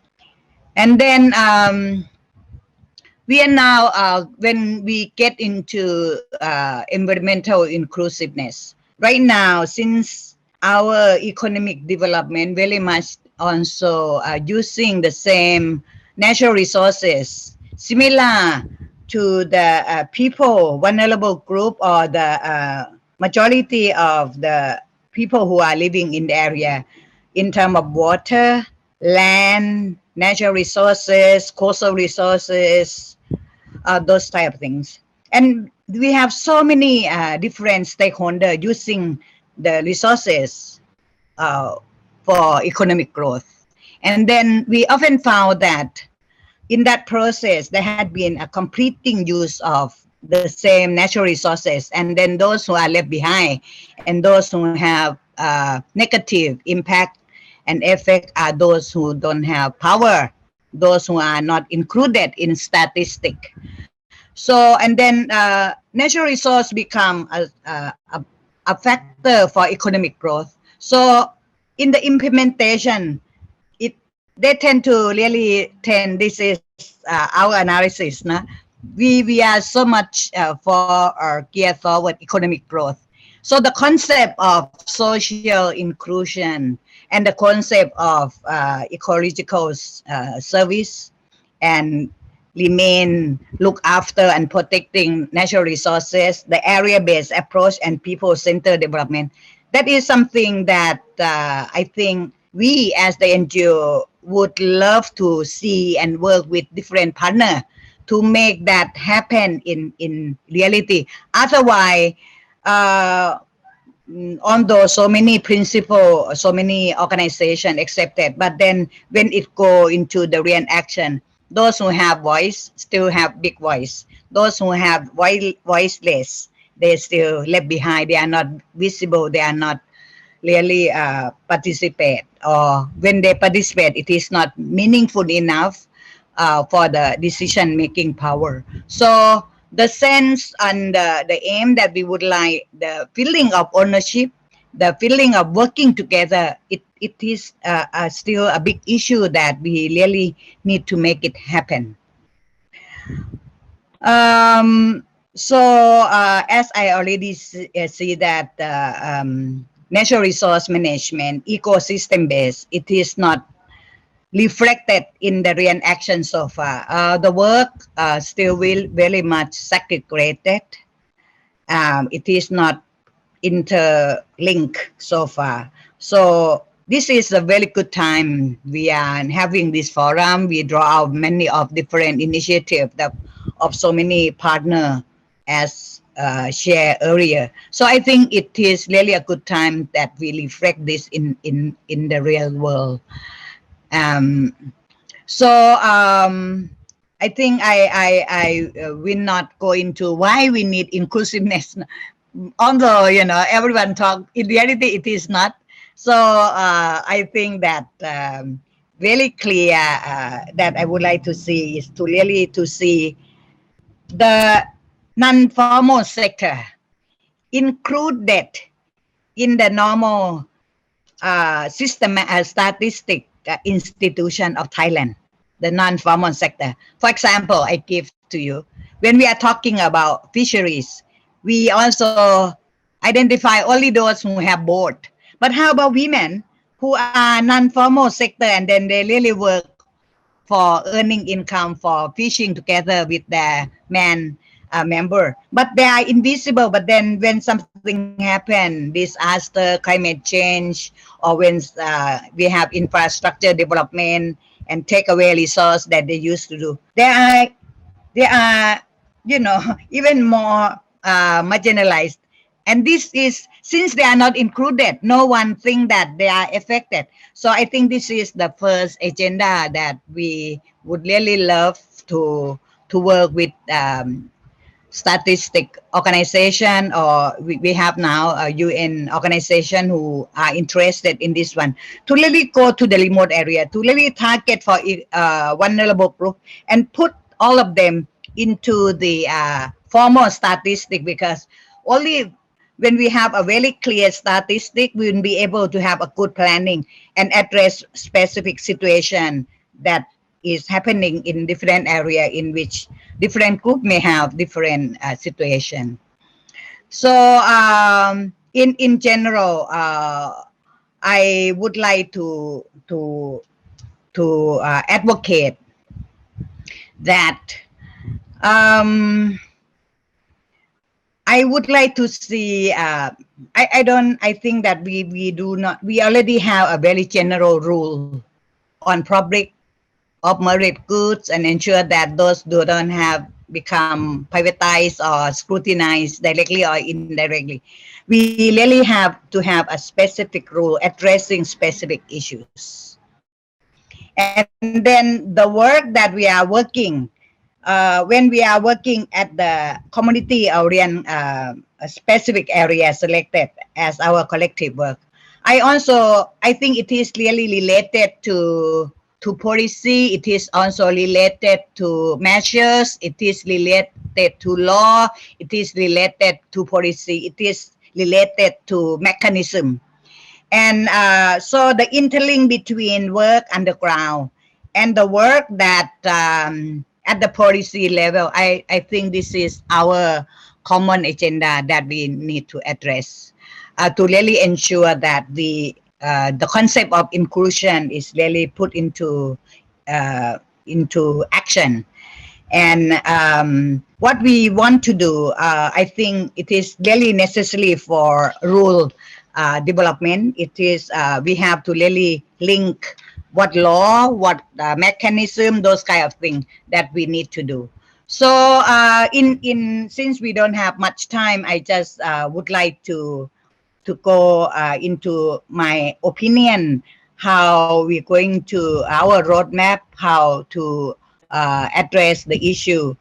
I think we need to we have to look into existing bureaucrat system, because so many layers, so many law and segregate that we will not be able to end equality, and we cannot really ensure participation of those who are marginalized to participate. And then participation, it is not only underground, it also linked for the policy development. We really need to really see a kind of mechanism that not in favor of one other sector. So, and then we also would like to question the trend of development of our socio-economic. Why we are talking a balance between social, people, social environment? Are we in reality, are we so much focused on economic growth? Are we left behind the people? So I think this is something that since there are so many problems happen, I think it is really when we have conflict, when we have problem, it is also an opportunity to bring that and make it as the major plan. Because right now the plan is become very general. So I already talked that we need to have a collective data system, and that is the work that we're going to work together. I would like to advocate that we need to really find somehow of a mechanism to really put up meaningful engagement, to really ensure that we have decision-making power from the epidemic that is happening, small scale. The NGO have been trying to collaborate, working with the government, but we really find that with present mechanism, with so many segregated, that is really difficult to address the issue. And then how much more we are talking about sustainability if we are not changing the present system and mechanism and measures. How can we really ensure that we can achieve to that? So in the past, in the end of my sharing, the issue of pro-poor and gender-sensitive policy should be highlighted.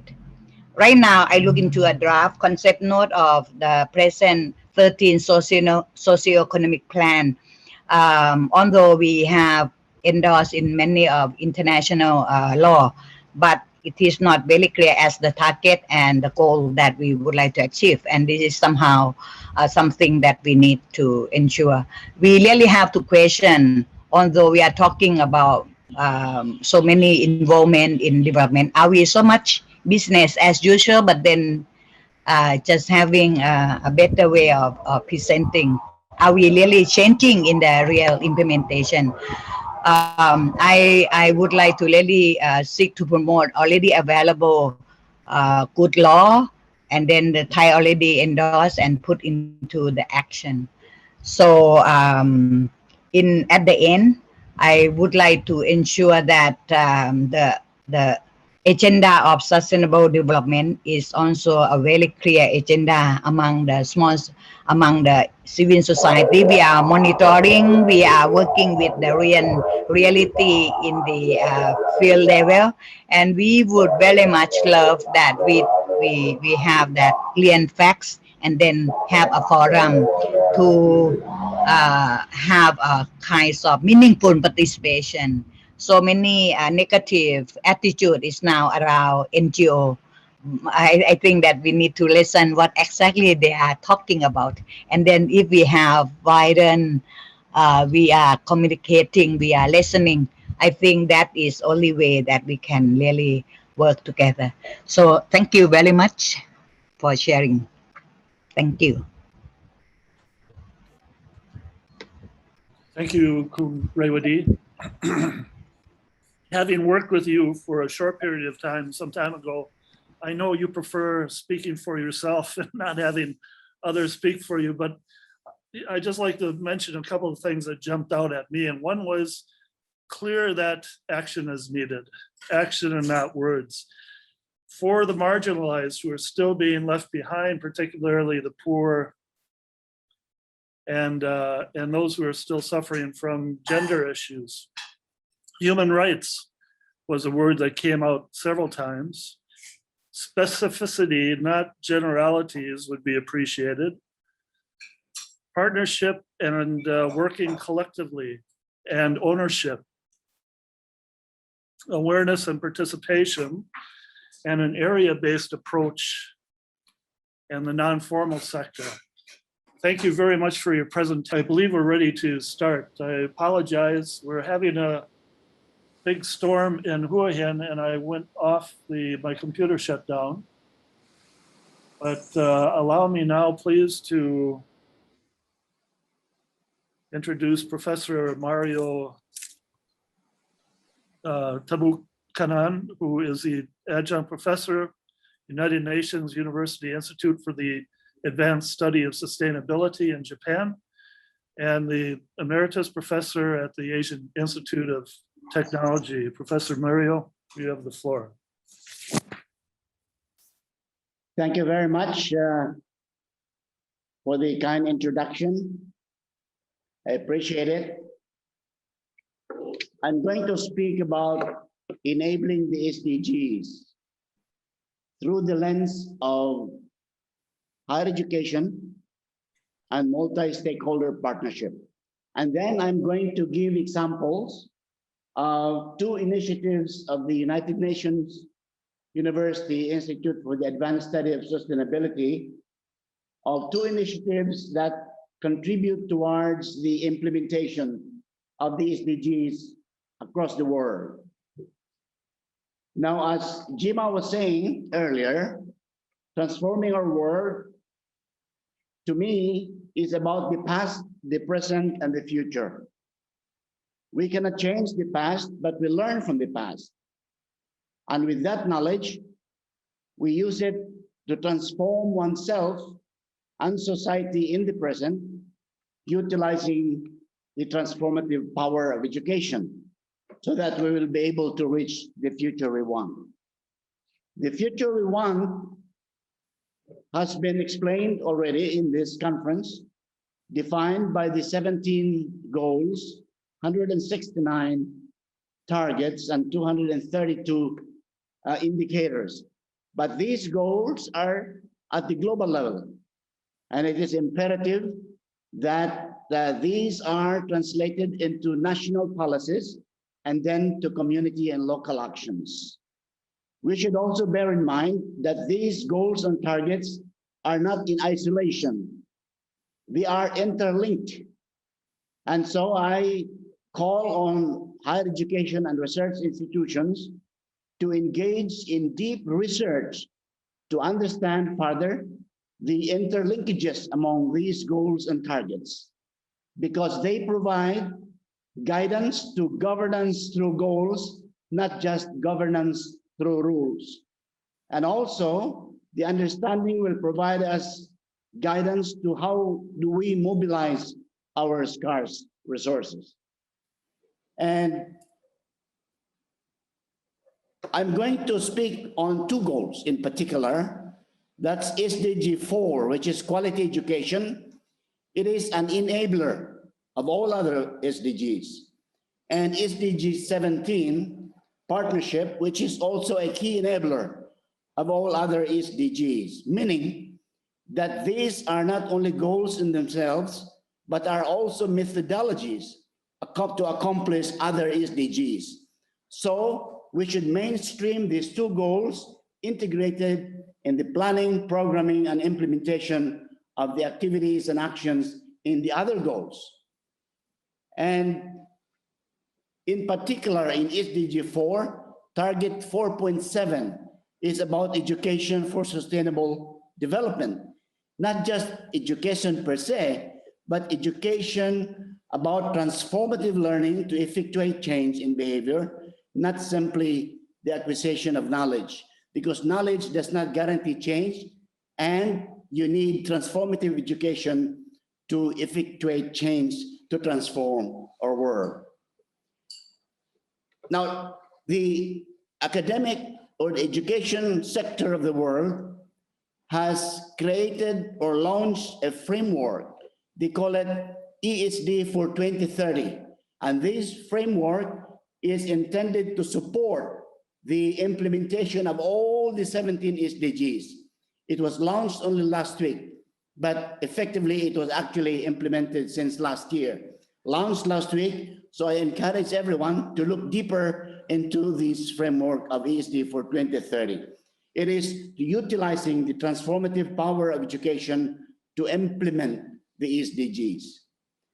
Now, the framework of ESD for 2030 has 5 main elements. That is policy issues, advancing policy, learning environments, that we should shift from the traditional way of learning to a more, I would say, sustainable way of learning, building capacities of educators, empowering and mobilizing the youth, the students, the future of the world, and also accelerating global level actions. In this conference, we talk a lot about local actions, and I'm going to speak more on that in my talk. The traditional ivory tower of academia, where we focus on one discipline, and then we look for problems to implement, to apply them.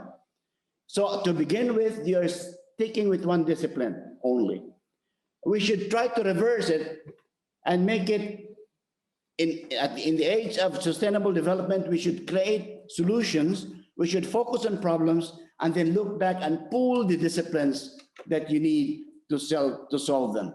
So there is a paradigm shift in the way we teach and we educate our youth. I call it as the pull education paradigm versus the push education paradigm, where in effect there is an interface among the sustainable development sector, the science sector, and higher education sector. There are positive trends that are noticeable, and that the education systems are now addressing sustainability issues.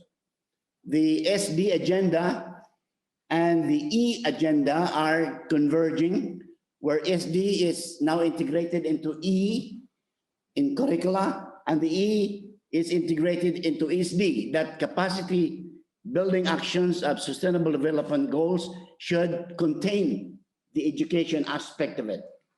And ESD is integrated not only in formal education sector, but non-formal education. I think Conrewadi was insisting on this. Non-formal education, the NGOs, for example, these should be a part of the whole process. Then the Rio +20 summit actually launched the Higher Education Sustainability Initiative, that for higher education institutions to transform themselves, they should follow a roadmap. And this roadmap has 4 pathways. One is the integration of sustainability in curricula across the board, across all disciplines. Number 2 is to engage in research on sustainable development to improve understanding of scientific understanding and the exchanges of the different sectors of sustainability.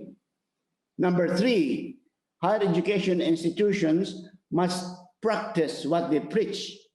They should operate sustainably, like green campuses, reducing environmental footprints in universities, for example. And all of this should operate, and HEI should operate in a sustainable manner. And we should not forget the communities. Higher education institutions have obligation to engage with communities because the real problems of development are there on the ground with communities. And as well, when we produce knowledge, the traditional way was very much linear, where we start with the research funding, pure research, applied research, development, and then the beneficiary society only comes at the end. It's a one-way traffic. Now it is not going to work in this age of sustainable development. You need to bring the society from at the beginning. They should be involved at the beginning of the process. The beneficiary should be able to communicate with the scientists, the researchers, so that they are able to put together a vision for that particular research. Now, in effect, the building blocks of sustainability-oriented transformative education for the SDGs, if you look at education for the SDGs, it is described in this wall. One, we have the nature of education should be on problem-oriented, interdisciplinary, and then the approach is holistic, values-driven, and critical thinking. The approach is multi-methodological, participatory in decision-making, and all of these are grounded in local relevancy. They must be locally relevant. Then, in terms of governance, we need to apply the Goal 17, and that is multi-stakeholder partnership. The network approach, multi-level, multiple partnership. So that has to go hand in hand with transformative education as enablers for the implementation of all the SDGs. I'm going to share with you 2 initiatives that we have, the United Nations University Program. These are 2 among the many contributions that UNU has actually contributed to SDGs. It's a network of higher education institutions for ASD. We call it ProsperNet, a network of higher education institutions to transform themselves and to accelerate the transformation towards sustainability. The other one is a network on the ground, at the ground level. We call them Regional Centers of Expertise on ESD. These 2 networks are vehicles for Goal 4 and Goal 17 in order to contribute towards enabling the other SDGs. In terms of ProsperNet, we have currently 50 members, and 5 of them are based in Thailand, as you can see. Chula, Mahidol, KMUTT, Prince of Songkla University, and AIT, and still increasing. This is the expanse of our membership. This is Asia Pacific focus. And the roadmap for this network is, as you can see now, is that the first track is the heart and soul of what sustainability is all about. And that is to integrate sustainability in all curricula, no exception. And for this, what we do is we have these member universities coming together and work on pilot projects, and after that is implemented actually in the university. Example, we have a project on localizing SDGs. This was is still led by Chulalongkorn University, where the partner institutions pick up a pilot. For example, here in Thailand, it was a municipality in Nan province. In Manila, it is Quezon City. And in New Delhi, it's part of Delhi. And then in Japan, it's a small village somewhere outside of Tokyo. And so what they did was try to localize the global SDGs and then integrate them into a curriculum.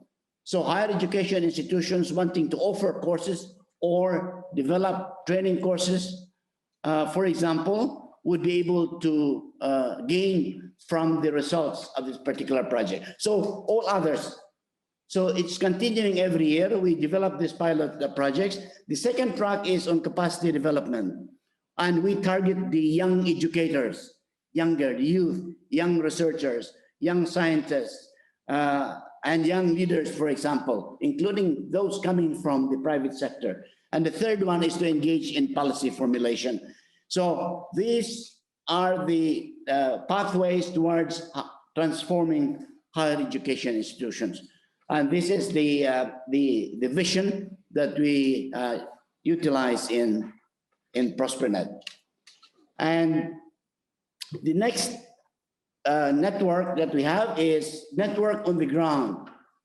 This is a network of existing formal, and I will underscore, non-formal and informal organizations, NGOs, the private sector, a museum, local governments, for example. They come together as a network and deliver education for sustainable development for the SDGs on the ground. And this scope could be a small village. The scope could be a small town, for example, a region where it is very much grounded on real problems of society, and this network will serve for them. The core elements of this network is that it is governed in a participatory manner. So all members have a voice, and the collaboration is diverse. We don't allow a network where it's just homogeneous. We have all inclusive as parties.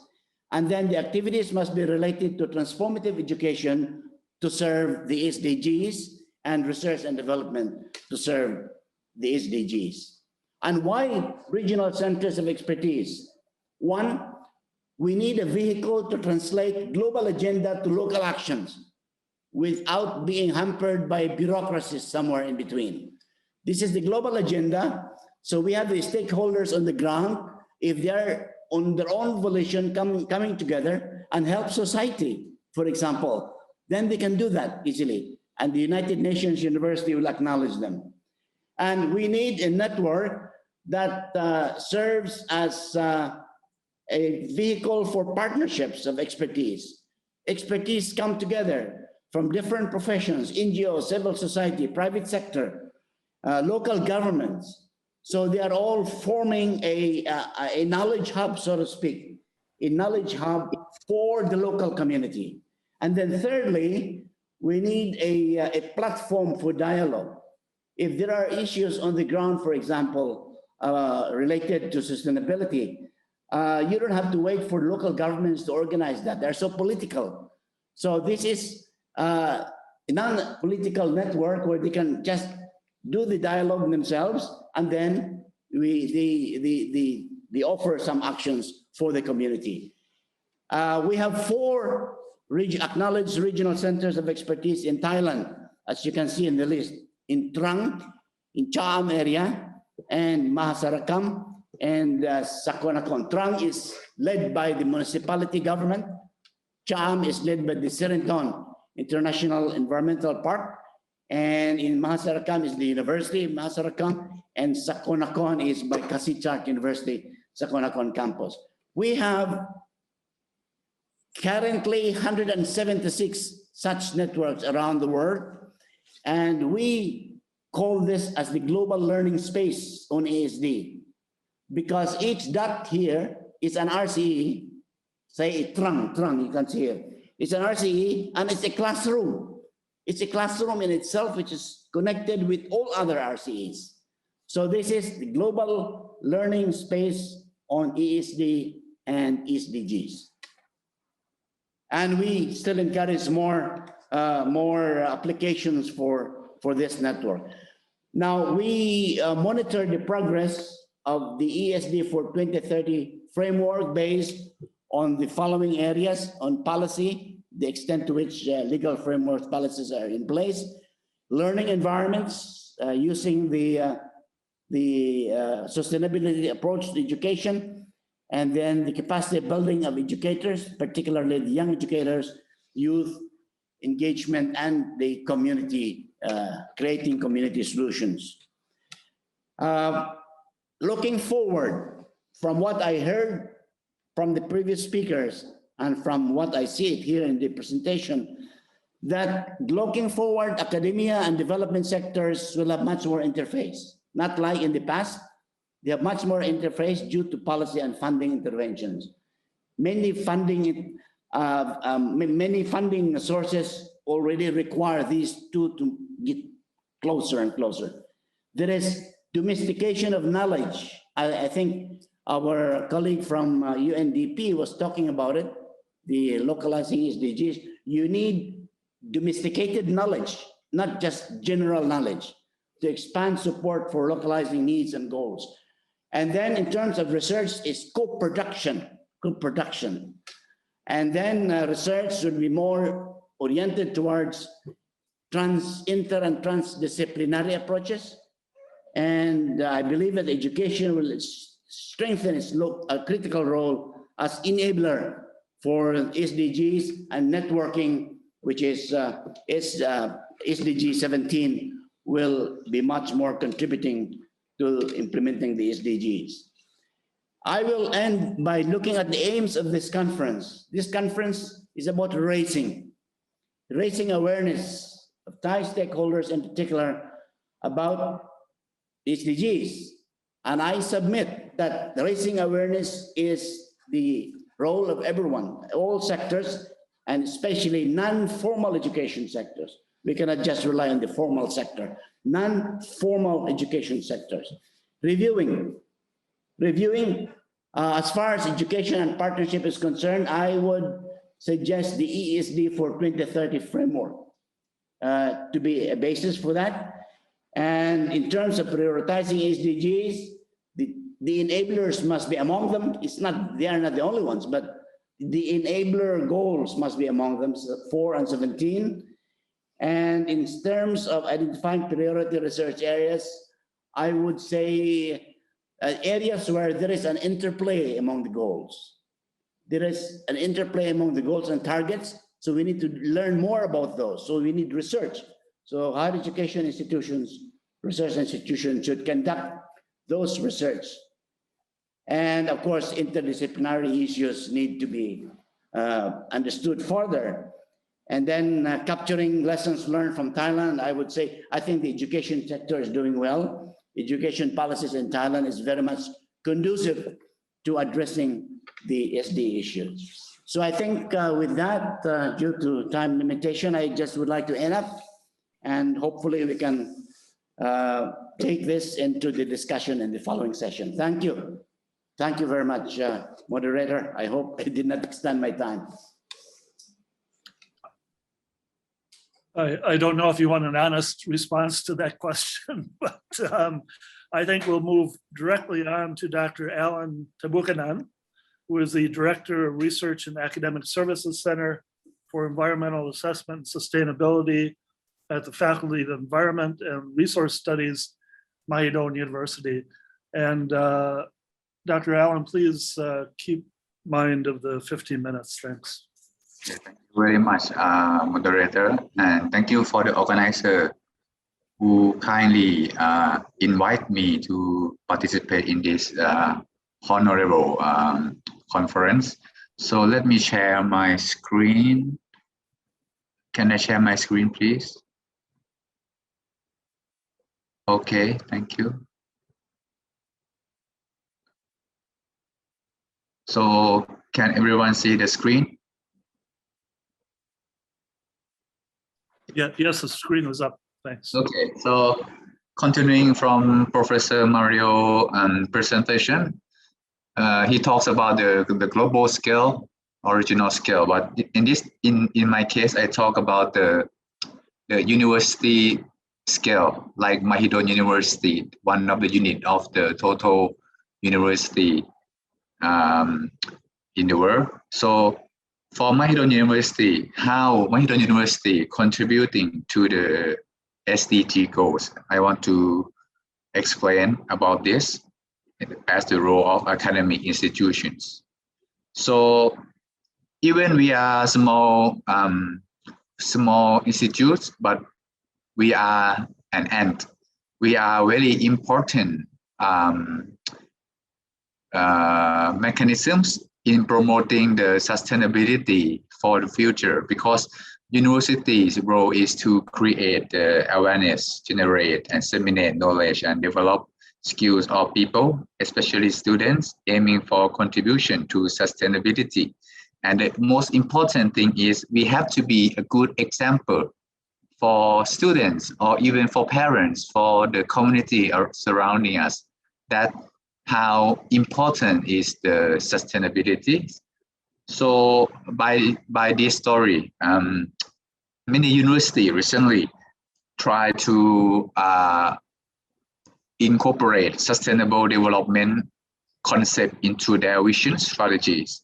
And so far, there are many sustainability tools to evaluate the sustainability of the higher education institutes, like UI Green Metric or Time Higher Education, that almost over 1,000 universities around the world has participated in 2020.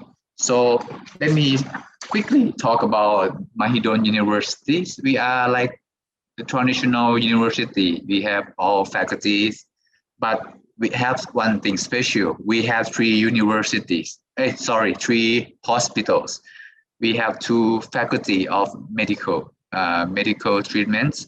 So later on, you can see that our university mostly targeting on SDG goal number 3, because it's our strength. And we have 6 campuses in the central part and northern part of Thailand.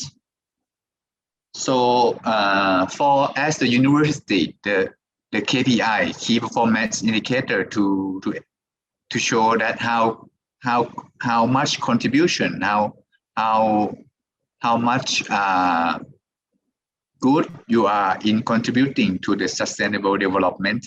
We normally refers to some sustainability assessment tools. So recently there are 2 tools that most of the university involve them. The first one we call UI Green Metric is the Green University, focusing on the environmental dimensions, not social or economics.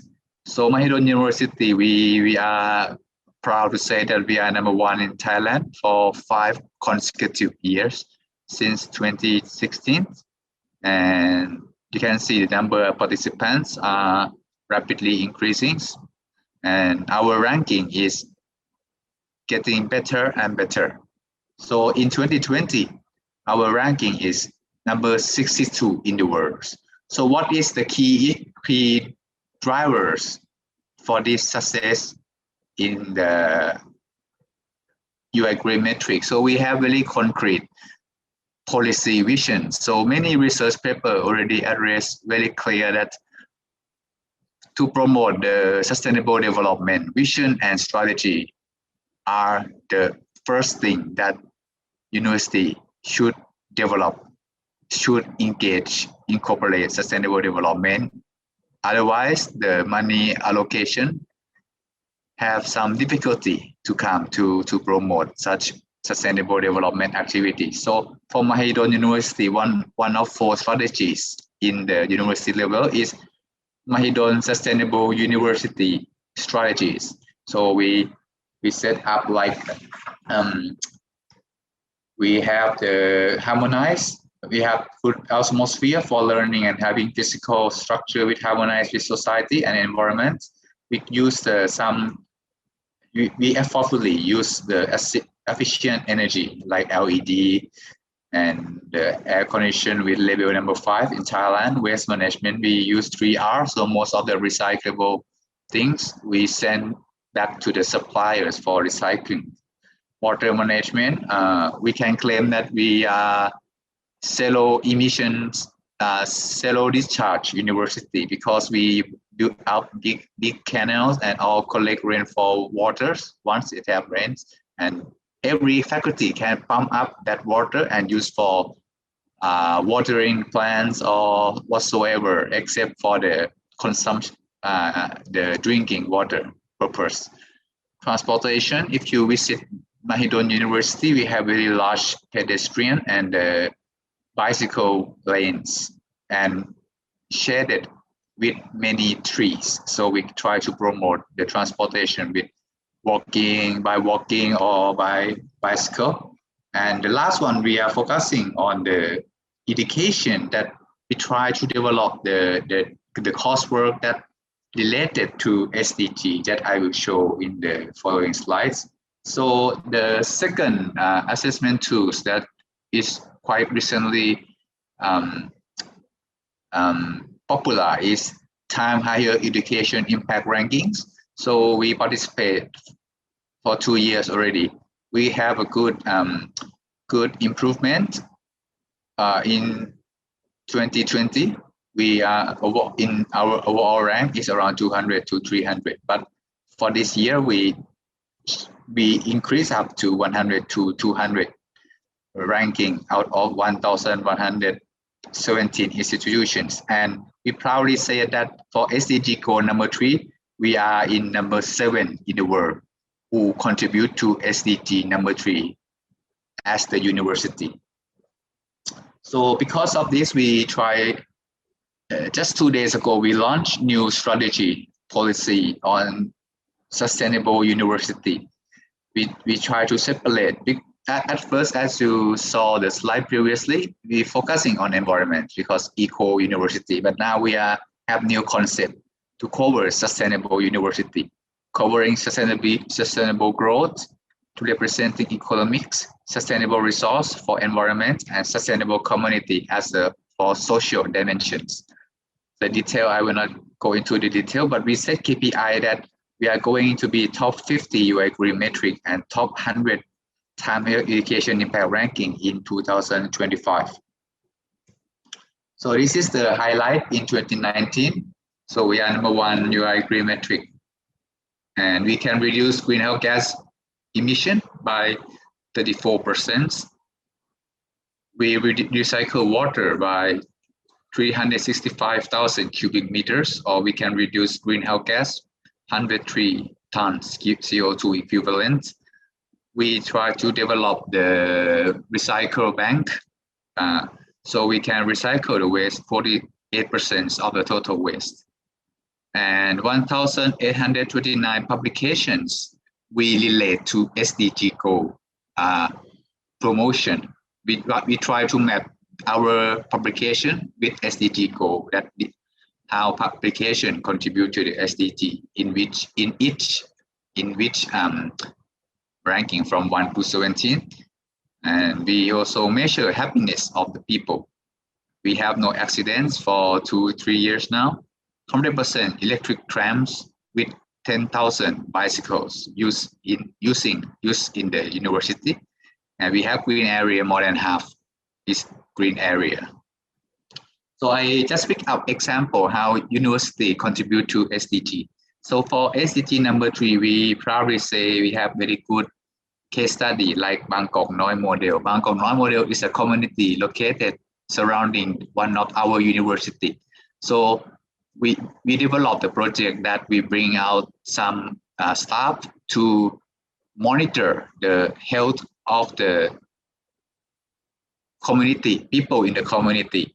So when we monitor it carefully, so far since 2015, we monitor 28,000 people and we got very good database.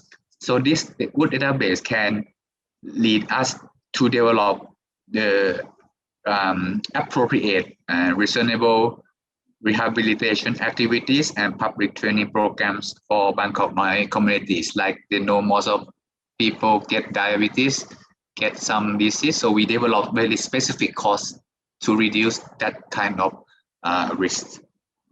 And this is for dentists, dental treatments. We do it over, we have done over 20 years. So almost 200,000 people have been treated freely by 422 volunteers, including 747 schools in Thailand, Cambodia, and Laos. So this is a kind of the going to support some people who has no access to the dental medication. So we go to the rural area and try to check freely for the dental health. And this is one of the highlights in last year. We successfully convinced the government to enact one national government notification to ban the use of trans fat free because trans fat free, according to the WHO guideline value, above 0.5 gram per ml is increasing the risk of coronary heart disease. So we invest in one project and try to sampling many people, many people, and found out that okay, the trans fat free is above the standard. So we push up to the ministry, and successfully the ministry decided to bring up the notification to ban all trans fat free chemicals importing into Thailand. So for SDG 4, we have 1,829 publications, but we are medical university, so above 87% are related to the SDG goal number 3 and others, so on, the remaining. So for gender equality, we try to balance male and female, but for our university, we don't have any problem. We have female more than male. So I'm not sure it's equality or not. We need 50 or 50, but for our university, female are more than male. In terms of student, staff, female 55, 83.5, 55.3%. So for the new higher turnover in 2019, we have female much more than male. So we also try to be fair with the gender. So for affordable clean energy, the new building of the inside our campus has to get the award from the Thai Energy Award and the ASEAN Energy Award in tropical building category. We have 2 buildings in which they have been awarded. One is Mahidol Learning Center. With this, so you can see it's very transparent, so we can save a lot of light, and we have many shaded areas, so we can save a lot of air conditioners, as same as Aditya Thorn buildings. This is also get the energy award. So the new building try to be more environmentally friendly buildings. So for innovation, we try to increase the patent copyright, but it's still, in my opinion, we still need more to increase the number of the patent. But the highlighting is that we work closely with Amata Corporation, is the big one of the biggest industrial estate in Thailand to build up smart community consisting of Edu town, mean education town and medication town, for enhancing these two industries. So the quality education for students to become global citizens. So now we are under development with the Amata Corporation for the smart communities. For SDG goal number 10, reduce inequity. So we have disability support service, okay, for these disabled persons. And we also monitor our staff, the hometown of our staff. We try to balance all regions. But at this moment, most of them still come from central regions, but from other parts of the region, they are still minor. But we try to give more chance for other regions to be able to work in Mahidol University. And we have pilot project to help the high school student to be prepared for university study, like provide more opportunity for youth with disability by using technology to help and design course to drive the need of youth with disabilities. We are working closely with Dr. Allen, please wrap it up in a couple minutes. Thanks. Okay, I almost finished. The last one, the next one is like recycling waste bank. So we promote almost the student get revenues promoted into the schools, and we get the money, like we can reduce the recyclable waste for almost 200 tons, and the family can earn money from selling the recycled things to the bank, 160,000 baht. That could lead to reduce 150 tons CO2 equivalent. So this is for climate actions. I will not go into detail. So we also monitor our greenhouse gas emissions through many methodologies, approaches.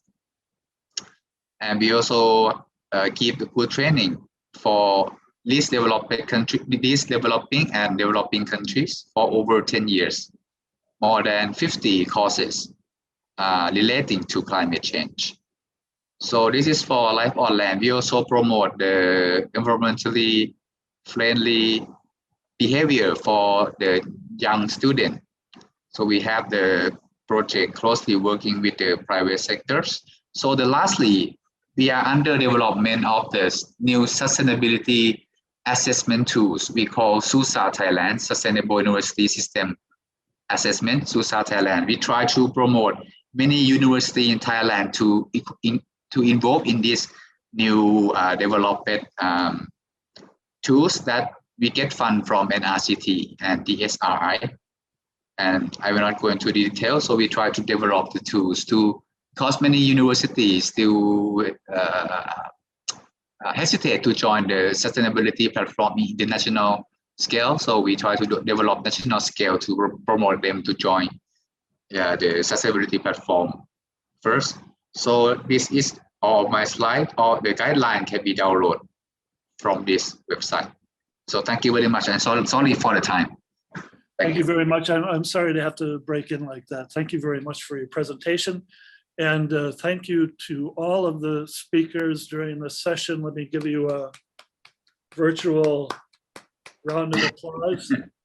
I will now pass you over to Gemma. Thank you. Thank you very much, Bob. And yeah, thank you very much to all of our speakers for sharing your experiences there. Ladies and gentlemen, we're coming to the last session, last two sessions of today, and the workshop, the conference that we've brought to you has been designed to focus today very much on what do we think are the key priority goals for Thailand. And we've heard today from our government sector, our private sector, university sector, the university, civil society, a whole range of areas that are clearly important for the 2030 agenda, not only for, particularly for Thailand, but also broadly within our region, so that we can boost implementation together and share lessons.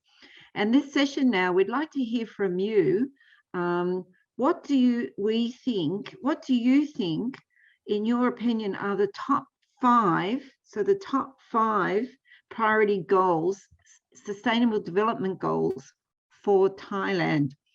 And we've shared in the chat box a questionnaire there which asks you that question. I'd really like to thank the 20 to 30 people that have already shared with us their views on what you think are the top 5 priority sustainable development goals for Thailand.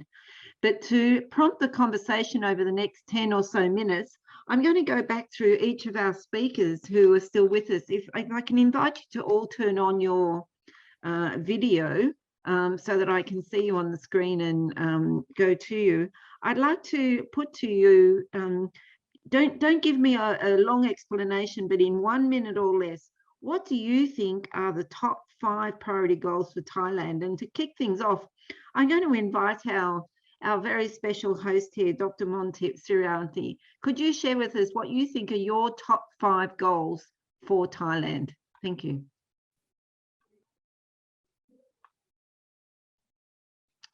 We'll just put you off mute, please.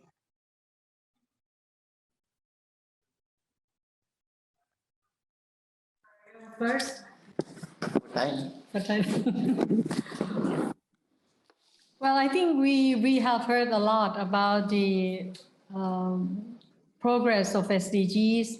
For us, we are planning to come up with a kind of report for research report for the 4-5 SDGs. So mostly we would like to hear from our participants what are the important ones that we should, but so far we have to consider about the availability of the data that we have and also some other factors. But right now, I think I would prefer to open free for participants to give their opinions, comments, then we will find out.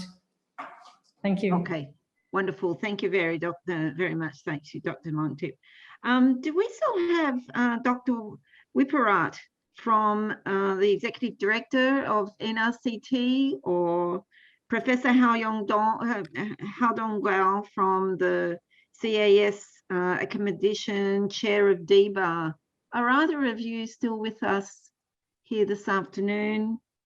I'm also going to ask Ms. Geeta from the UN Resident Coordinator's Office, or Dr. Titai from Director of the National Economic and Social Development Council. Are you still with us here this afternoon? Do any of you, what do you think are the top 5 priority goals for Thailand? Dr. Titai, let me go to you first. Oh, hello, can you hear me? Yes. Okay, thank you, Gemma, for the questions. For me, I actually cannot rest about the priorities, but if you were asked about the my personal idea, I think the goal 17. Do you know that Thailand is not that vague for the goal 17? But I think if you ask me to put the priorities on the SDGs, the first one is the goal 17. And the other goals that should be the priorities of the countries are the goal 2, the hunger, because like you know that we need to do many things to balance between the consumption and the productions, and also we need to care about the marginalized persons, as the representative of the NGO mentions that we need to care about the marginalized persons. And the next one is the goal 3, that a good health and well-being, especially in the era of the pandemic at this moment. And also we need to think about the load accident that we hit very high of statistic in the world, right? And the other 2 goals are goal 8 and goal 16, because like for the goal 8 is for economic growth, that we need to rethink and reshape about the economic development, because you know that the effects of the pandemic hit the growth of the economic situations of the countries dramatically. And so we need to accelerate the SDG 8.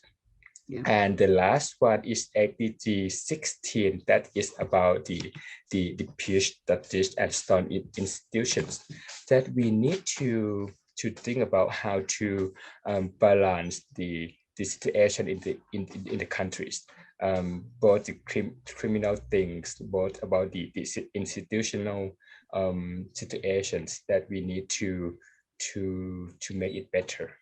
That's why we need to do, and that are 5 goals that I put for the priorities. Wonderful. Thank you very much. Very clear. And look, we do have just a comment from the audience in the chat box that says it's very unsure how we can separately think about each of the goals or even set a priority for them. All goals are connected and very essential. And you know, certainly the 2030 agenda is an interconnected agenda. And all the goals are linked. I think what we're looking to here are where should we be boosting implementation together. So the aim of this conference is to learn and boost implementation together. So where can we accelerate? So just clarifying that. Let me turn to Dr. Allen. I see you on the screen. You were just here from Aldo. What are your thoughts on the top five goals you think for Thailand? Okay, thank you so much for the opportunity. So I think as the academic institute, SDG number 4 is quite important and very fundamental, as Professor Mario presented.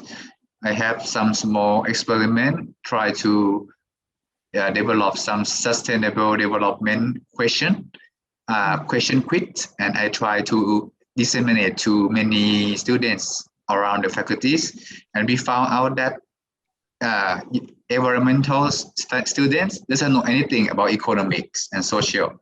Social know only social, does not know economics and environment. So it's very hard and it's very challenging for university to put up this inclusive knowledge. For very important and challenging. And number 9, innovation, because we think that for Mahidol, we are the innovative university, but we are still have some difficulty to develop the spin-off company to utilize the output from our research. So it's still unclear. And number 13, climate action is a third one, because as you know that we are still far away from 1.5 or 2 degrees Celsius scenario according to current greenhouse gas concentrations. So it's quite challenging. And as same as Dr. Thattai, SDG number 16, peace, justice. As we can see, the recent news is hard for. Without this piece, it's hard for other SDG to be completed. And the last one is partnership. We need more partnership. We need to do especially partnership with some least developed countries, that Thailand may have chance to help them to promote the SDG progress. But so far we still, I think, I'm not sure the accessibility of Thailand to those countries. So this is all my prioritized SDGs. Thank you so much. Yeah, thank you very much there, Dr. Allen. And look, I'm actually going to move to Ms. Ravadi from the SDG Foundation, the NGO. Would you like to share with us your thoughts on the priority SDGs that you think we should boost implementation in? I would like to support the point that you just said earlier, that it is so hard to select because everything is interrelated. But I would like to give my priority. I think we need to do the 17 to really see the actual collaboration among different partners, but then put into the context of very specific related to resource management, in which relate to land, life underwater, and then link into the context of climate change. And I also very much would like to see the goal number 5, in which a cross-cutting goal would be really a focus. So that is my priority. Actually, if we are able to have the ecosystem monitoring and then have different one, it result, we would be able to identify result achieved in goal number 1, 2, 3, food, like many things will be followed, but then this is very important for me to for the well-being of the people. And the area that identify vulnerable group and equality, that is something that also need to be highlighted. So thank you very much. Yeah, thank you very much. Very good points there.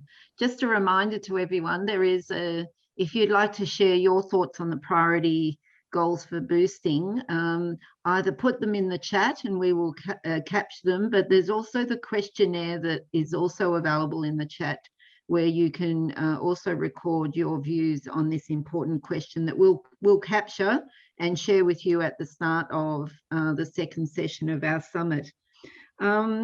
So let's turn to our other 2 speakers, that Ms. Tanya Porn from the Global Compact Network, representing the private sector. Are you still with us, and are you able to share with us what you think are the priority goals for boosting implementation? Thank you, Gemma. On behalf of the private sector, I may not be able to pick one of that, but on behalf of the work that we are doing together, I like to vote for the planet. I would not vote for the human goals, but the planet is always have no voice to share as a priority. So the number for planet, of course, number 6, 12, 13, 14, and 15, period. Yeah. So if we could do that, I think it's gonna be a lot of good moments of positive impact turnaround to really take care of human rights, people in equality, because they can have resources that are valuable for the next generation. Thank you. Wonderful. That's a very nice way of putting that. Yeah, extremely wonderful. The planet doesn't have the voice, so let's give the voice to the planet. Thank you so much. And let me ask Professor Mario from AIT, well, long list from UNU Sustainability AIT. Professor Mario, do you have some thoughts to share here? Okay, thank you. Thank you. Can you hear me? Yes. Yeah, they can hear me, yes. I would start with goal 4, as I mentioned in my talk, because it is an enabler. I think it cuts across all the other goals. So it's very important that we try to prioritize it. Then I would go to goal number 10. Goal number 10 is reducing inequalities. And reducing inequalities is about fixing systems. You have to fix systems so that they are able to enable reducing inequalities. So I would go to goal number 10. And then there was a survey done by DESA, I remember, in 2015, as to the interlinkages of all the goals. And the most interlinked goal was number 12. It is SDG 12 on responsible consumption and production, because it affects sustainable lifestyle. What we do, you know, we consume, we produce things.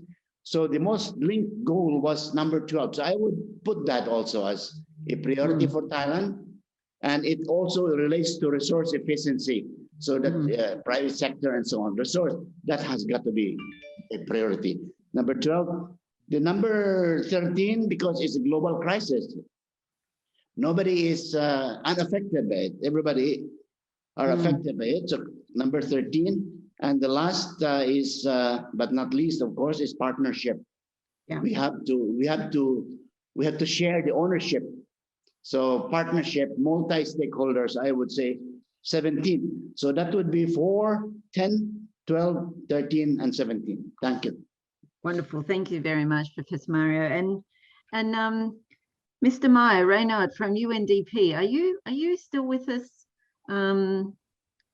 Yeah, still here, resilient. Resilient as ever. Do you have some thoughts on priority goals for Thailand? I do, and I'd be happy to share, but I do want to start by highlighting the really important comment that we saw in the chat that you picked up, Gemma, also on really stressing the interconnectedness of all the goals, and which I think is an important reminder to us all. And this is why, you know, when we talk about localization and prioritization, it doesn't mean that you can do one and not the other, right? So that's a very important point. But my top five, I mean, definitely I will go for the planet goals, very similar to what Tanya mentioned, 12, 13, 13, 14, 15. We are behind. And I think one of the lessons of COVID, of this pandemic also, is to really re-question the relationship we as humans have with nature and with our environment, and clearly taking it way too much for granted, and definitely needing to address, you know, the issues that are behind those three goals. And the two others, which I see also very much related in the context of Thailand, is 10 and 16. 10, with the inequalities, we know that they are growing, and growing inequalities in many, many countries lead to a gap and a lack of trust between, you know, the people and the governments and the governance system in general. So I think if we combine efforts on 10 on reducing inequality, and at the same time improving the quality, the accountability, the transparency of the institutions that govern a country like Thailand, you know, and bring them together instead of looking at the gap widening, I think this would be a really important platform for achieving then the whole Agenda 2030. So these are the five ones that I would choose. Thanks. Wonderful, thank you so much. And I'm just checking in whether our resident coordinator, Geeta, or the resident coordinator's office. Geeta, are you still with us?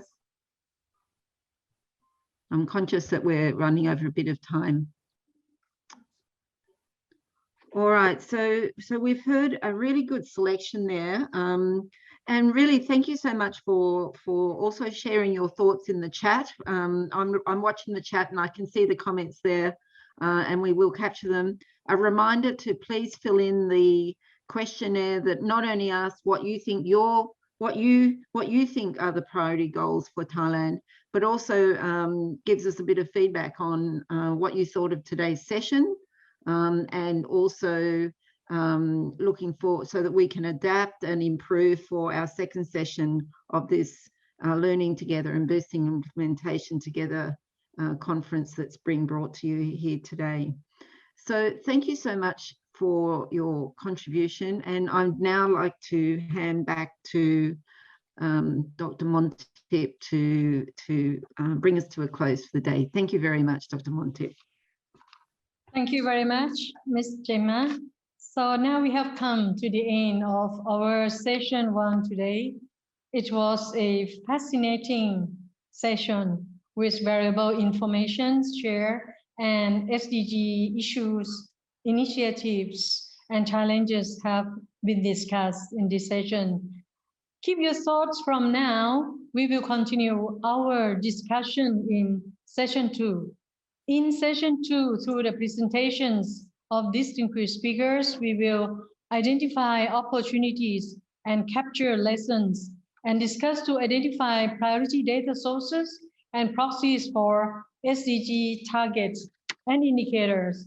So this is all for our session 1 today. We appreciate so much your participation, and we look forward to seeing each other again on 2nd of June from 2 p.m. for session 2. Thank you very much, and please stay safe. Sorry.